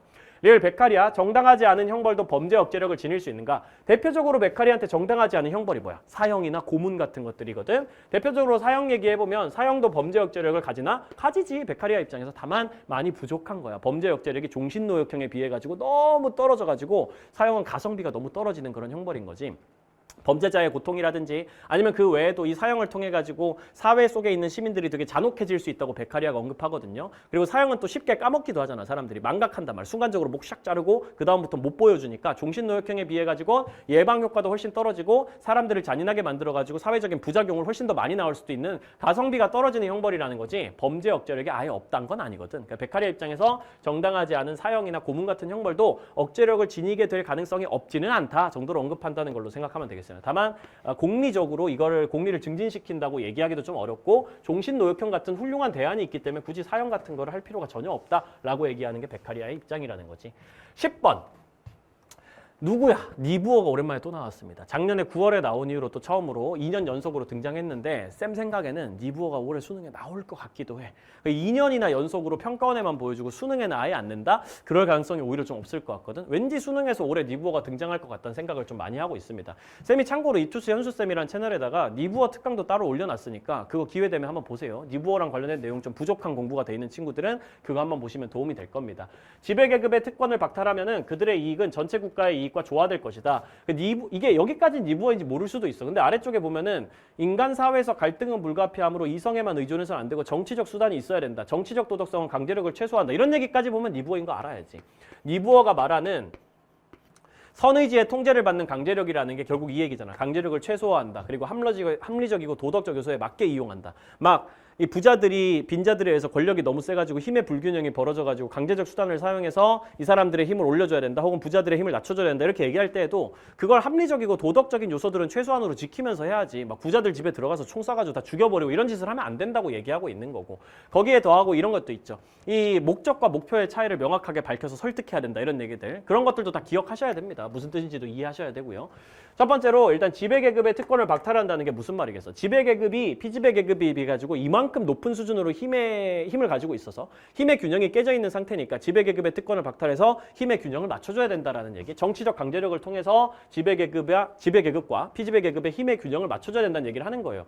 그러면 그들의 이익이라는 게 전체 국가의 이익과 좀 조화될 수 있어. 지배계급이 피지배계급을 막 착취하고 이러지 않을 수 있어. 다 같이 좀 잘 사는 방향으로 나아갈 수 있어. 부정의가 최소화될 수 있어. 이렇게 얘기하는 거지. 이때 이성이 특권층의 위세를 타파하고 정의로운 관계를 형성하는데 기여하겠죠, 당연히. 이성적인 영역을 통해 가지고 여러 가지 우리가 강제력도 당연히 사용해야 되지만 그 강제력이 항상 이성의 통제를 받아줘야지 특권층의 위세를 좀 제대로 타파할 수 있고 부정의를 최소화하는 방향으로 가는 거지. 만약에 강제력만 동원해버리면 그 강제력이 또 다른 부정의를 불러올 가능성이 있기 때문에 항상 이성으로 통제가 잘 돼야 정의라는 걸 최대한 잘 만들어낼 수 있어. 부정의를 최소화시킬 수 있어. 하지만 인간 사회에서 갈등이라는 건 불가피하기도 해. 갈등이라는 걸 우리가 완전히 없앨 수는 없어. 왜냐하면 힘의 균형은 잠깐 유지가 된다고 해도 언제든지 또 깨질 수 있는 거기 때문에 갈등은 불가피한 거고 최소화시켜야 되는 거야. 그래서 우리가 정의롭다라고 얘기하는 건 니부어 입장에서는 갈등이나 억압이나 착취 같은 걸 최소화시키는 걸 얘기하는 거지 완전 소멸시키는 걸 얘기하는 건 아니에요. 그건 불가능합니다. 니부어는 현실주의자이기 때문에 이성에만 의존할 수는 또 없어. 강제력도 당연히 써야 되는 거지. 갈등이라는 것도 꾸준히 계속 일어나기도 하거든. 그러니까 이성에만 의존하는 것도 당연히 안 되고 항상 강제력과 병행돼야 되는 거야. 선의지의 통제를 받는 강제력. 즉 올바른 정치적 도덕성이라는 거는 강제력을 없애기보다는 최소화함으로써 강제력을 최소화하는 거. 그 선의지의 통제를 받는 강제력의 첫 번째 특징. 사회의 합리적 도덕적 요소들에 맞게 이용해야 된다는 것도 선의지의 통제를 받는 강제력의 두 번째 특징. 어쨌든 그런 것들을 통해서 사회는 평등한 정의라는 가장 합리적인 궁극 목표를 향해 가지고 점진적으로 나아갈 수 있다. 정의라는 게 사회윤리의 최종 목표고 이타심이라는 게 개인윤리의 최종 목표고 뭐 그런 목적에서의 차이는 있지만 어쨌든 둘이 조화되고 같이 갈 수 있다는 게 니부어의 입장이기도 하죠. 1번 인간 사회에서 특권은 박탈될 수도 약화될 수도 없다. 방금 여기 특권을 박탈한다고 돼 있는데 말 같지도 않은 소리 하고 있어. 박탈될 수도 있고 약화될 수도 있는 거지. 2번 지배계급의 이익을 그러니까 이쪽에 있는 특권이 있다면 이 특권을 낮춰줘가지고 힘의 균형을 정치적 강제력을 통해서 맞춰주는 게 가능하다는 얘기인 거죠. 2번 지배계급의 이익을 정치적으로 통제하는 거 불가능하면 이런 얘기 나오지도 않죠. 지배계급의 이익이라는 거 특권을 박탈해서 정치적으로 낮춰주는 거 가능해서 그걸 통해서 힘의 균형을 맞춰주자는 얘기지. 3번 사회정의를 추구하는 과정에서 이성과 강제력이 모두 필요하다. 이게 정답이 또 너무 쉬워. 그 니부어 입장에서. 작년에 나왔던 문제도 그랬는데 정답을 되게 쉽게 내버려요. 이성과 강제력이 둘이 같이 필요하다는 거 한 100번 얘기했던 거잖아. 니부어 얘기한 친구 리부어를 배운 친구라면 이걸 모르면 말이 안 되는 거거든. 선의지와 강제력이 함께 가야 된다. 개인윤리적인 요소인 이성, 선의지, 합리적인 대화, 설득 이런 것들과 강제력 혹은 뭐 비합리적인 수단이라고 불리는 개념, 뭐 강제력 포함해가지고 뭐 폭력이라든지 원한이라든지 이기심 같은 거, 경쟁 같은 것도 같이 갈 수 있다라고 얘기하는 거 매번 했던 얘기니까 너무 쉬웠을 거야. 4번 불평등과 갈등이 소멸된 평등한 정의의 이상은 실현될 수 있다. 평등한 정의가 이상인 건 맞지만 불평등과 갈등이 소멸되는 게 아니고 최소화되는 게 이상이에요. 최소화되는 게 그나마 이상이에요. 소멸된다고 얘기 안 합니다. 그럼 방금 전에 갈등은 불가피하다고 적혀 있었으니까 사실상 독해 문제라고 볼 수 있겠죠. 5번 강제력에 대한 의존이 높아질수록 정의 실현의 가능성은 증대한다. 아니 방금 전에 강제력은 최소화해야 된다 그랬잖아. 쓸 때만 딱 써야 되지 최소화시켜야 되는 건데 의존이 높아지면 안 되죠. 그럼 오히려 정의 실현의 가능성이 멀어지게 되겠지. 그렇기 때문에 정답은 3번으로 잡아줄 수가 있겠습니다. 강제력에 대한 의존이 너무 높아져가지고 최소화가 되지 않으면은 오히려 더 많은 부정의가 발생할 수 있다는 게 니부의 입장이기 때문에 탈락으로 잡아주면 되는 마지막 선지였습니다. 이렇게 10번까지 풀어봤어요. 자, 11번부터 들어갑니다. 갑을 사상가들 입장으로 적절한 것만 보기 위해서 고른 것은 갑, 시민불복종의 문제는 거의 정의로운 사회에서만 발생한다. 롤스겠죠? 거의 정의로운 사회에서만 시민복종이 일어날 수 있어. 완전히 정의로운 사회도 안 되고 아예 부정의한 체제도 안 되고 거의 정의로운 사회에서만 시민복종이 일어날 수 있어. 대체로 질서정연하지만 정의에 대한 다소 심각한 위반도 일어나는 사회. 그게 바로 거의 정의로운 사회거든. 거정사의 특징이야. 기본적으로 대체로 질서정연하고 헌법도 정의롭고 정의의 원칙에 의해 가지고 전반적으로 지배되고 있기 때문에 체제 자체는 정의롭다라고 충분히 얘기할 수 있지만 그럼에도 불구하고 그 체제라는 거에서 만들어진 이 헌법이라는 것도 정의롭지만 그 헌법에 규정되어 있는 구체적인 법을 만드는 절차라는 게 완벽하지 않기 때문에 가끔씩은 심각하게 부정의한 법이라든지 심각하게 부정의한 정책, 심각하게 부정의한 처벌 이런 것들도 가끔씩은 일어날 수 있는 그런 사회를 거정사라고 표현하는 거예요. 부정의한 법이 나타나면 심각하게 부정의하다면 정당하게 거부할 수 있는 시민불복종 운동이 가능하다라고 롤스가 얘기하는 거고 시민불복종의 정당성은 위법행위로 인해 발생할 전체 결과에 따라 평가된다. 위법행위로 인해 가지고 발생할 전체 결과라는 게 공리를 증진하는 방향이냐 아니면 공리를 저해하게 되냐에 따라 가지고 정당성이 평가되는 거죠. 만약에 공리를 저해하는 시민불복종은 당연히 인정되지 않을 거고 공리를 증진하는 그 이익이 비용보다 큰 시민불복종만이 가능하다라고 얘기하는 전형적인 공리주의자의 입장 싱어입니다. 중단시키려고 하는 악의 규모도 되게 중요한 거지만 이게 중단시키려고 하는 악의 규모라는 거예요. 쌤이 진짜 많이 설명했던 거죠. 지금 당장 이 부정의한 법이 있어. 이 부정의한 법이 발생시키는 공리의 저해 정도가 있을 거야. 이 공리 저해 정도가 크면 클수록 이 시민불복종이라는 거를 통해 가지고 이 법을 중단시켰을 때 이 정책이나 제도나 처벌을 중단시켰을 때 우리가 얻어낼 수 있는 이득이 큰 거지. 우리가 악의 규모가 크면 클수록 이걸 중단시켰을 때 얻는 이득도 큰 거지. 그것뿐만 아니라 위법행위로 인해 가지고 법에 대한 존중이 감소할 가능성. 이건 이제 부작용인 거지. 어쨌든 위법행위가 시민불복종이기 때문에 이 위법행위로 인해 가지고 사회적으로 민주주의와 법치 원리에 대한 존중심이 감소할 가능성. 그건 이제 공리의 저해란 말이에요. 부작용이 나타날 수 있기 때문에 이 앞에 있는 이 이익이 시민복종을 성공했을 때 얻을 수 있는 이득이 부작용보다는 더 커야 된다라는 얘기를 하고 있는 거지. 기억 롤스부터 갑니다. 법의 부정의함은 그 법의 위반을 필연적으로 정당화한다. 전혀 아니에요. 법이 그냥 부정의하다고 필연적으로 정당화되는 게 아니라 기본적으로 법이 부정의하는데 그게 심각하게 부정의해야 되는 거고 심각한 부정의함이 나타난다고 해도 시민불복종을 하는 과정에서 여러 가지 방식으로 지켜야 될 조건들이라는 게 있는 거야. 비폭력적으로 해야 되고 공개적으로 해야 되고 처벌 감수해야 되고 최후의 수단으로 해야 되고 이런 여러 가지 조건들을 지켰을 때 그 법의 위반이라는 시민불복종 운동이 정당화가 될 수 있는 거지. 첫 번째, 그냥 부정의하다고 되는 거 아니고 심각하게 부정의해야 되는 거고 두 번째, 심각하게 부정의하다고 해도 여러 가지 시민불복종의 조건들을 잘 지켜줘야 된다. 사회체제를 파멸로 만들어낼 수 있는 그런 최악의 시민불복종, 여러 가지 조건을 안 지키는 시민불복종은 안 된다라고 얘기하는 게 롤스 입장. 니은 싱어, 정당한 시민불복종이 반드시 양심적 행위인 것은 아니다. 이것 때문에 좀 헷갈린 친구들이 꽤 있었을 것 같은데 기본적으로 롤스처럼 싱어도 시민불복종은 양심적 행위라고 얘기해요. 기본적으로 시민불복종은 원래 정의 자체가 양심적인 행위다라는 표현이 들어가 있긴 합니다. 소로 같은 경우에는 철저하게 개인 양심만을 기반으로 해가지고 그걸 근거로 삼아서 시민복종하는 거고 롤스는 정의의 원칙을 기반으로 하지만 어쨌든 개인이 양심에 따라서 나는 정의의 원칙을 지켜야 되라는 판단을 내릴 때 일반적으로 시민복종이 일어나는 거고 싱어 같은 경우에도 개인들의 양심이 공리를 증진해야 되잖아. 공리가 지금 저해되게 만드는 나쁜 법, 심각하게 부정의한 법이 있을 때 이 법을 없애고 싶어 라고 생각해서 일반적으로 양심에 기반해서 시민복종이 일어나게 된다라고 설명을 하는데 그렇다고 해서 싱어 같은 사람이 무조건 양심에 기반해야지만 정당한 시민불복종이라고 얘기하진 않을 거야. 왜 그렇겠어? 싱어는 공리주의자라고. 이 사람한테는 결국 뭐가 중요하죠? 결과가 중요한 겁니다. 시민불복종을 통해 가지고 공리를 증진시키는 게 중요한 거지 이게 양심에 기반했는지 아닌지에 따라 가지고 정당성이 결정된다라고 얘기를 할 수는 없는 거죠. 그렇기 때문에 정당한 시민불복종이라고 해도 반드시 양심적 행위인 건 아닐 수도 있어. 예를 들어서 내 양심은 별로 요구하지 않는 행동인데도 공리를 위해 가지고 이 시민불복종 하는 것이 옳겠다라고 판단이 들면은 그때는 할 수도 있는 거야. 내 양심의 마음은 근데 이 법 그렇게 나쁘진 않은 것 같은데 라고 생각하는데 내가 이성적으로 판단해보고 여러 가지 여론이나 이런 것들을 조합을 해보니까 아무리 봐도 이 법이라는 게 굉장히 공리를 저해하고 있는 거야. 객관적으로 판단했을 때. 내 양심은 그렇게 얘기하지 않아도. 그런 경우에는 오히려 내 양심의 목소리를 무시하고 시민불복종을 할 수도 있는 거죠. 그걸 통해 가지고 공리가 증진이 된다면 그건 확실히 정당한 시민불복종이라고 얘기할 수가 있는 상황도 가정해 볼 수 있다는 거지. 그러니까 공리주의자들은 항상 이런 마인드로 판단해야 돼. 결국은 결과가 중요하다. 근거나 의도 같은 게 별로 중요한 게 아니라 결국은 결과를 기준으로 결정되는 것이다. 정당하냐 아니냐는 이런 식으로 생각해줘야 되기 때문에 니은선지 맞다라고 논리적으로 충분히 추론할 수 있겠어요. 디귿, 싱어, 다수결의 원칙에 따라 제정된 법에는 불복종할 수 없다라고 돼 있는데 싱어 입장에서 전혀 그렇지 않죠. 다수결의 원칙이라는 건 소중한 거 맞습니다. 싱어 입장에서. 이건 결국 민주주의의 가장 중요한 원칙이기 때문에 민주주의 지켜야 되는 거 맞고요. 다수결의 원칙도 지켜야 되는 거 맞아요. 다수결의 원칙에 불복종하면 안 되고 이 민주주의 자체에 불복종하면 안 돼. 다수결의 원칙도 없애려고 하면 안 돼. 하지만 그럼에도 불구하고 다수결의 원칙에 따라서 만들어지는 법이라는 게 항상 옳은 건 또 아니란 말이야. 싱어 입장에서. 물론 다수결의 원칙을 완전 어기면서 만들어진 법도 불복종의 대상이 될 수 있지만 다수결의 원칙을 따랐더라도 혹은 시민들의 진정한 의사가 잘 반영된 진짜 민주주의적인 결정이더라고 해도 히틀러가 독일 국민들에 의해 가지고 민주적으로 뽑혔던 것과 같은 결정이 우리 사회에서 일어나지 말란 법은 없단 말이지. 그런 경우에는 모든 사람들이 다 이걸 원한다고 해도 나 혼자만 반대한다고 해도 아무리 내가 객관적으로 봐도 이거는 진짜 공리를 너무너무 저해하는 판단이야. 이건 정책이야, 제도야, 법이야. 이런 식의 판단이 든 경우에는 불복종할 수도 있는 거예요. 다수결 원칙에 따라 제정된 법에도 불복종할 수 있습니다. 대다수가 나 말고 모든 사람들이 전부 다 이 방향으로 가는 걸 원해도 내가 보기에 그게 공리를 저해하는 방향이라면 불복종 운동할 수도 있는 거예요. 롤스 싱어, 합법적 항거 수단이 있는 사회에서도 시민불복종은 정당화될 수 있다. 롤스랑 싱어 입장에서 합법적인 저항 수단이 있는 사회에서도 불복종은 가능하지. 합법적인 저항 수단이 있다고 해가지고 그게 실제로 효과적이라는 법은 없는 거거든. 롤스랑 싱어가 둘 다 최후의 수단이라는 조건을 걸잖아. 이게 무슨 뜻이야?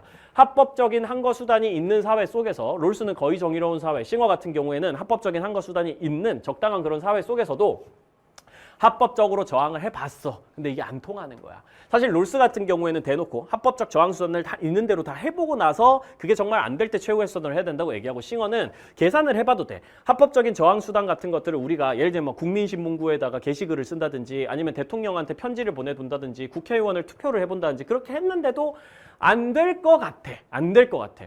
다 해보진 않았어도 이거 아무리 계산해봐도 이거 안 될 것 같으면은 그때 이제 시민복종을 최후의 수단으로 할 수 있다는 식으로 얘기를 하고 있거든요. 그렇기 때문에 롤스든 싱어든 기본적으로 합법적 항거 수단이 있는 사회에서도 그런 합법적인 수단을 사용해 봤는데 실제로 이게 통하지 않아. 그런 경우에 최후의 수단으로 시민복종을 정당화할 수 있다고 얘기하는 입장이 맞다라고 잡아주시면 되겠습니다. 정답은 4번이고요. 12번 동양윤리죠. 태어나기 전에는 형체도 없었고 기도 없었어. 형체도 없었고 기가 없었다라는 얘기하는 거 보면 이거 어느 입장인지 대충 느낌이 오지. 도가야. 도가가 이제 기를 얘기하면서 삶과 죽음을 얘기하니까 기가 생기고 기가 변해서 형체가 되고 형체가 변해서 삶이 생기고 그러니까 결국은 기가 모여서 삶이 된다라는 얘기하고 있는 거고 기가 흩어지면 죽음이라는 거고 그 삶이 변해서 기가 흩어지면 죽음에 이르는 것이고 이런 식으로 얘기를 하고 있죠. 이는 마치 계절의 운행과 같다. 이거 전형적으로 도가가 쓰는 비유라고 쌤이 많이 강조합니다. 봄, 여름, 가을, 겨울 혹은 밤과 낮의 변화와 같은 게 바로 삶과 죽음이야. 원래 봄, 여름, 가을, 겨울이 계속 순환하는 과정이잖아. 밤과 낮도 순환하는 과정이고 그게 바로 삶과 죽음이 돌아가는 과정인 거야. 기가 모였다 흩어졌다 모였다 흩어졌다 하는 그런 과정이라고 보는 거지. 그러니까 연속적인 순환의 과정이라고 얘기하는 분별할 필요 없는 연속적 순환의 과정으로 삶과 죽음을 설명하는 거 그건 사실 불교도 마찬가지지만 도가는 특히 이 얘기를 하면서 계절이나 밤과 낮에 많이 비유한다라고 생각하면 되겠습니다. 태어남이 있기 때문에 늙음이 있고 죽음이 있다. 이거 되게 유명한 말이죠. 그렇죠? 생로병사라는 거는 전부 다 연결돼 있다라는 얘기고 이거 불교가 쓰는 표현이지. 병만 없네. 생로사까지 있어. 병도 플러스 알파로 해주면 되겠지. 태어남이 있으니까 늙음이 있고 죽음이 있는 거야. 우리가 태어나기 때문에 그거에 따라서 늙기도 하고 병들기도 하고 죽기도 하는 거야. 그리고 또 죽기 때문에 우리가 열반의 경지에 도달하기 전이라면 해탈하기 전이라면 죽기 때문에 또 다시 태어나게 되는 거기도 합니다. 끊임없는 윤회의 반복인 거지. 만약 태어남이 없다면 늙음과 죽음도 없을 거야. 죽음이 없으면 또 태어남도 없겠지. 이러한 연기에 있지. 세상 모든 것들이 연결되어 있다는 거. 그걸 바르게 깨달아야 해탈해야지 생사의 고통에서 벗어나서 열반의 경지로 갈 수 있다. 불교가 말하는 얘기죠. 1번 도가 죽음에 초연한 사람만이 죽음을 초월한 사람. 마음의 영역에서 죽음이라는 거에 별로 영향받지 않는 사람. 죽음에 집착하지도 않고 죽음을 무서워하지도 않고 죽음에 그냥 자연의 과정이라고 생각하고 그냥 초월하면서 받아들일 수 있는 그런 사람만이 기의 순환에서 벗어날 수 있다. 아니요. 기의 순환에서 누구도 벗어날 수 없어요. 우리 인간이란 존재는 결국 기로 구성된 존재이기 때문에 기가 흩어지면 죽는 거고 다시 또 기가 이제 모이게 되면 새로운 인간이 태어나고 그런 거기 때문에 세상의 기의 순환에서 벗어날 수 있는 사람 같은 건 없습니다. 죽음에 초연한 사람은 기의 순환에서 벗어나는 게 아니라 정신의 집착이라든지 그런 거에서 벗어날 수 있는 거지. 고통 같은 거에서 벗어날 수 있는 거지. 기의 순환 자체에서 벗어날 수는 없는 거야. 2번 도가 죽음은 슬퍼해야 할 일이므로 예로서 애도해야 된다. 예 제일 싫어하죠. 유교가. 예라는 건 인위적인 도덕 규범입니다. 그 유교나 좋아하는 거지 도가는 인위적인 도덕 규범 같은 걸 다 싫어하고 한편으로 또 슬퍼해야 할 일이라고 보지도 않아요. 도가는 기본적으로 죽음은 자연의 순환이기 때문에 굳이 슬퍼할 필요 없는 그냥 우리가 초월한 태도로 그냥 받아들이면 되는 거고 기뻐하지도 말고 슬퍼하지도 마라 라고 얘기를 합니다. 애도할 필요도 없고요. 왜 굳이 슬퍼하냐는 거야. 이렇게 얘기하는 건 어디예요? 유교가 오히려 그렇게 얘기하죠. 죽은 사람에 대한 망자에 대한 예의가 바로 애도해 주는 것이다 라고 얘기하는 거 유교고 도가는 슬퍼해야 된다, 애도해야 된다, 예에 기반해가지고 애도해야 된다 이런 얘기 다 싫어합니다. 다 인위적인 규범에 따른 행동이고 그 밤낮의 순환, 계절의 순환 같은 죽음과 삶을 제대로 깨닫지 못하는 사람이나 슬퍼한다고 표현하는 거죠.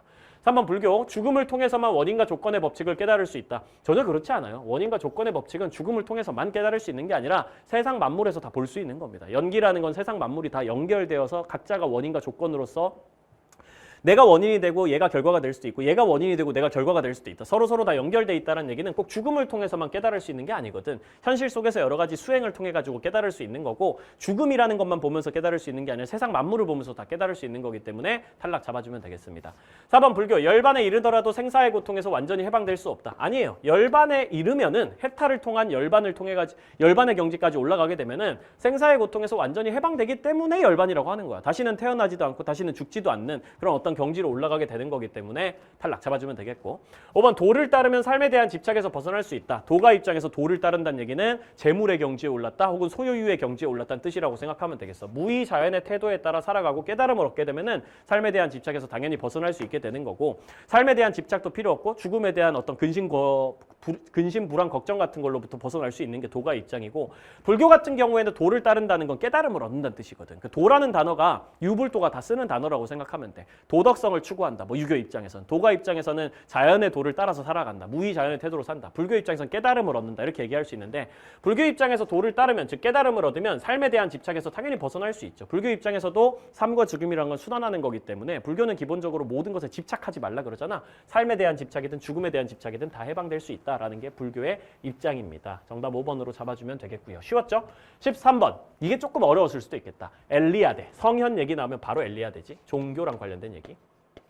성스러운 것이 드러나는 것을 곧 성현이라고 해. 세속적인 세상의 사물 속에, 대상 속에 성이라는 것이 강림해가지고 성스러운 모습을 보여주는 어떤 사건을 성현이라고 부르죠. 가장 원시적인 것으로부터 가장 고도로 발달된 거. 원시적인 건 이제 뭐 쥐가 두 발로 일어나서 현수야 막 이렇게 얘기하는 그런 상황을 얘기하는 거고 아니면 막 갑자기 뭐 귀신 같은 존재가 눈앞에 딱 나타나가지고 어떤 현실에 존재하는 사물의 모습으로 나타나가지고 내가 이런 얘기를 해줄 거야 말하면서 막 무당 아저씨가 막 구슬을 하는 거라든지 이런 게 약간 원시적인 그런 성현이라면은 가장 고도로 발달된 건 이제 그 크리스트교, 기독교에서 얘기하는 뭐 예수님이랑 관련된 뭐 삼위일체라든지 이런 철학적인 개념들 뭐 그런 걸 얘기하는 거죠. 어쨌든 종교의 역사라는 건 원래 다수의 성현으로 구성되어 있는 거야. 여러 가지 소위 종교에서 말하는 기적들, 뭔가 성스러운 것이 현실 속에 나타나는 사건들 그런 걸 통해서 종교가 만들어지는 거니까 종교적 인간은 절대적 실제, 즉 신 혹은 성이라는 존재가 있다라고 믿는다. 그에게 자연은 결코 단순한 자연이 아니고 자연이라는 존재는 결국 누가 만든 거야? 신이 만든 거기 때문에 자연 전체가 항상 종교적 의미로 충만해 있어. 자연 전체가 하나의 성현이야 라고 생각하는 게 종교적 인간의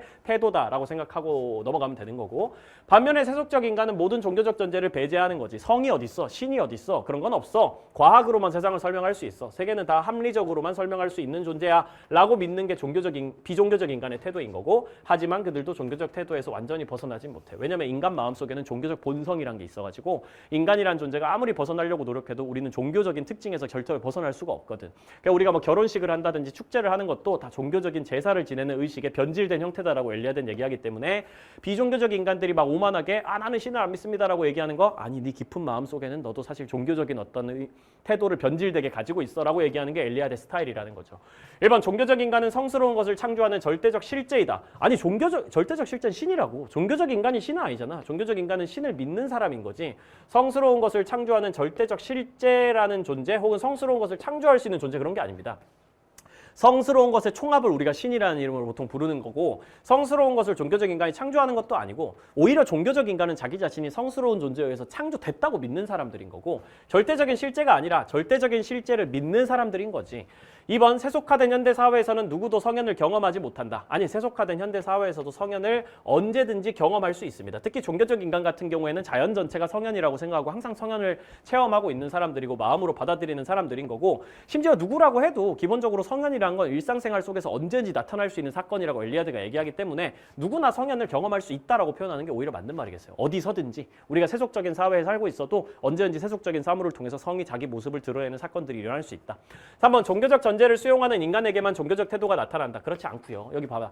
비종교적 인간들도 종교적 태도에서 벗어날 수 없다고 돼 있잖아. 종교적 전제를 수용하는 인간에게만 나타나는 게 아니라 종교적 인간에게만 나타나는 게 아니라 비종교적 인간에게도 종교적 태도는 변질된 형태로라도 나타난다.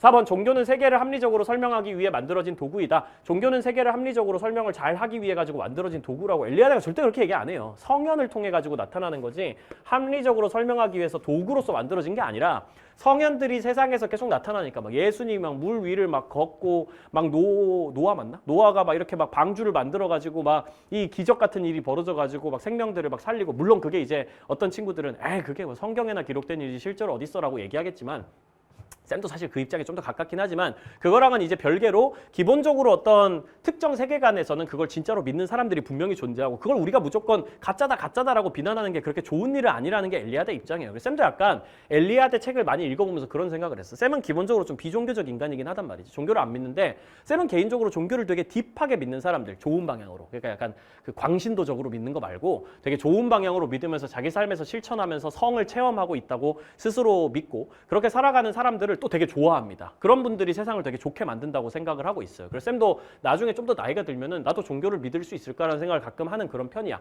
그리고 내 마음속에도 비종교적인 인간이지만 내가 그럼에도 불구하고 종교적인 태도가 내 마음속에 있다는 걸 어느 순간부터 되게 많이 인정하게 됐어. 원래 사람은 뭔가를 믿을 수밖에 없는 존재거든. 이걸 보고 있는 친구들 중에서도 막 이런 얘기 보면은 비종교적 인간한테 무슨 종교적 태도가 나타나. 나는 과학만 믿는 사람이야. 난 과탐만 신봉해. 이렇게 생각하는 친구들이 있겠지만 그런 애들이 꼭 보면 MBTI 같은 걸 신봉하는 경우가 되게 많아. MBTI가 그렇게 과학적이지 않거든. 그것도 굉장히 어떻게 보면 종교적인 믿음 같은 데 기반한 부분이 있단 말이야. 인간을 딱 16개로 나눠가지고 얘는 이렇고 얘는 이렇고 얘기하는 거 별로 그렇게 신뢰성 없는데 그걸 믿는 것도 사실은 엘리아드가 이렇게 얘기한단 말이야. 그 MBTI 믿거나 심지어 혈액형 믿는 건 더 심하고 당연히. 뭐 그런 것들 전부 다 종교적인 어떤 변질된 믿음이야. 사실 종교를 믿고 싶은 거야. 네 마음속의 무의식은. 근데 그거를 이제 네가 현실에서 이성으로 막 자꾸 억누르고 그러니까 너의 무의식이 다른 거라도 자꾸 믿게 만드는 거지. 대한민국이란 나라는 위대하고 막 이런 거에 대한 어떤 애국심도 일종의 종교적인 변형이라고 생각하는 게 엘리아드 같은 사람들의 입장이라고 생각하시면 되겠습니다.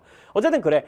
기본적으로 엘리아드 같은 경우에는 종교는 성현들을 통해 가지고 실제로 성이 세속적인 사물이나 대상을 통해 가지고 자기 모습을 드러내 보여주는 그런 상황에 따라 가지고 만들어진 개념인 거지. 합리적으로 인간이 세상을 설명하려고 만들어낸 도구다 이렇게 생각하진 않아요. 인간의 종교적 본성에 의해서 말하자면 거의 성현이라는 거에 따라 가지고 자연 발생한 거에 가까운 거다라고 보는 입장입니다. 5번 한 사물의 세속적인 것과 성스러운 것이 함께 존재할 수 있다. 그게 성현이라는 사건이지. 성현이라는 사건이 드러나는 순간에 세속적인 것에 성스러운 것이 개입을 해가지고 쥐를 뭐 두 발로 일어나게 만든다든지 아니면 하늘에서 갑자기 비가 내리게 만든다든지 바다가 두 개로 갈라지게 만든다든지 이런 일들이 벌어지게 만드는 거기 때문에 뭐 모세가 막 홍해를 가르고 막 이런 일들 그런 일들이 기본적으로 세속적인 존재인 바다에 신이 개입을 해가지고 그 뭔가 일어날 법하지 않은 그런 일들이 벌어지는 그런 사건이란 말이야. 그때 그 성현의 순간에 세속적인 것과 성스러운 것은 함께 존재하고 있는 거지. 그러니까 5번이 정답이라고 잡아주시면 되겠습니다. 14번 자연윤리네요. 도덕적 고려의 대상은 고통을 느낄 수 있는 존재까지 확대돼야 된다. 종이 다르다는 이유로 종차별하면 안 된다. 싱어가 맨날 하는 얘기죠. 그렇죠? 고통을 느낄 수 있는 존재. 쾌고 감수 능력이 있는 애들까지는 우리가 도덕적 고려해줘야 돼. 공리 계산할 때 껴줘야 돼. 이익 평등 고려해야 돼라고 얘기하는 거고 인간은 생명 공동체의 한 구성원에 불과하다. 생명 공동체, 다른 말로 대지의 통합성, 안정성, 아름다움을 촉진하는 경향이 있으면 좋은 거고 아니면 나쁜 거야. 이거 레오폴드가 한 말 중에 제일 유명한 말이죠. 레오폴드의 생태 중심주의 되겠습니다. 대지가 도덕의 기반이야. 대지를 잘 보존하고 온전하게 안전적으로 아름답게 만들어주는 건 옳은 거고 아니면 나쁜 거야 라고 도덕적인 기반을 딱 대지 공동체, 생명 공동체에 딱 둬버리는 거 레오폴드가 가진 입장이죠. 싱어랑 레오폴드의 벤 다이어그램입니다. A부터 보면은 싱어만의 입장이어야 돼요. 감각 능력이 있다는 건 쾌고 감수 능력이 있다는 거랑 같은 말이야. 쾌고 감수 능력 이퀄 감각 능력 이퀄 유정성, 감정이 있다. 이런 표현 다 같은 말이라는 거 기억해 두시고요. 감각 능력이 있는 모든 존재는 도덕적 고려 대상이다. 싱어 입장에서 당연히 맞지. 그럼 레오폴드 입장에서 틀릴까 하는 거를 생각을 해봐야 해봐야 되겠죠. 이건 싱어만의 입장으로 나와 있는 거니까, 감만의 입장으로 나와 있는 거니까. 아니, 레오폴드 입장에서도 감각 능력이 있으면 생명이잖아. 생명이면 당연히 생명 공동체 구성원이잖아. 심지어 레오폴드는 무생물까지 끼워주는 사람인데 감각 능력이 있는 생명들은 당연히 도덕적 고려의 대상이겠지. 레오폴드 입장에서도. 그럼 이거 A로 가면 안 되죠. B로 가야죠. 너무 쉬운 문제죠. 범위만 잘 잡으면 되는 겁니다. 니은 B 같은 경우 레오폴드 입장에서 생명 공동체 구성원들은 당연히 도덕적 지위가 있고 당연히 도덕적 고려의 대상인 거죠. B는 둘 다의 공통점이어야 돼. 개별 생명체 중에 의무의 주체는 모두 의무의 대상이다. 이거는 확실히 기억해야 되는 거. 쌤도 진짜 많이 강조했던 건데 의무의 주체라고 하면 오직 인간뿐이다라는 거는 모든 사상가들이 동의하는 부분입니다. 어떤 도덕적 행위의 주체, 자율적 행위의 주체, 혹은 의무를 질 수 있는 존재, 책임의 주체가 될 수 있는 존재는 오직 인간뿐이라는 거는 누구도 부정할 수 없어요. 인간만이 이성적 능력이 있고 인간만이 도덕적 행위 능력이 있다는 건 누구도 부정 안 합니다. 그러면 생명체 중에 의무의 주체는 인간이라는 건데 결국 인간은 모두 의무의 대상이다. 이거 부정하면 좀 이상하지. 인간이 의무의 대상이 아니면 대체 누가 의무의 대상인데. 모든 사상가들이 다 인간은 당연히 의무의 대상이다. 인간은 당연히 내재적 가치를 가진다라는 거를 인정하기 때문에 이거 당연히 B로 들어갈 수 있겠고. 디귿도 공통점. 인간이 동물을 이용하여 경제적 이익을 얻는 건 정당화될 수 있다. 싱어 입장에서 우리 인간이 동물을 이용해가지고 경제적 이익을 얻으면 돼, 안 돼? 되지. 왜 안 됩니까? 물론 동물의 이익이라는 걸 전혀 안 생각하고 안 고려하고 동물을 철저하게 이용 수단으로 삼아가지고 동물들을 잔인하게 학대하고 인간의 약간의 이득을 위해 가지고 동물에게 이만큼의 고통을 발생시키고 이건 안 되겠지만 동물을 적당히 좀 이용해가지고 동물한테 약간 피해를 주더라도 전반적으로 우리 모두가 공리가 훨씬 더 증진된다면 그건 할 만한 행동이 되는 거죠. 대신 반대로 인간한테 약간 피해를 줘도 동물들의 이익이 이만큼 증진된다면 할 수 있는 행동이 된다라는 게 싱어가 말하는 이익평등 고려의 요체인 거지. 인간이 동물을 이용해서 당연히 싱어 입장에서 경제적 이익을 얻을 수 있어. 공리가 증진된다면 이라는 전제가 들어가겠지만 레오폴드 입장에서는 어떨까?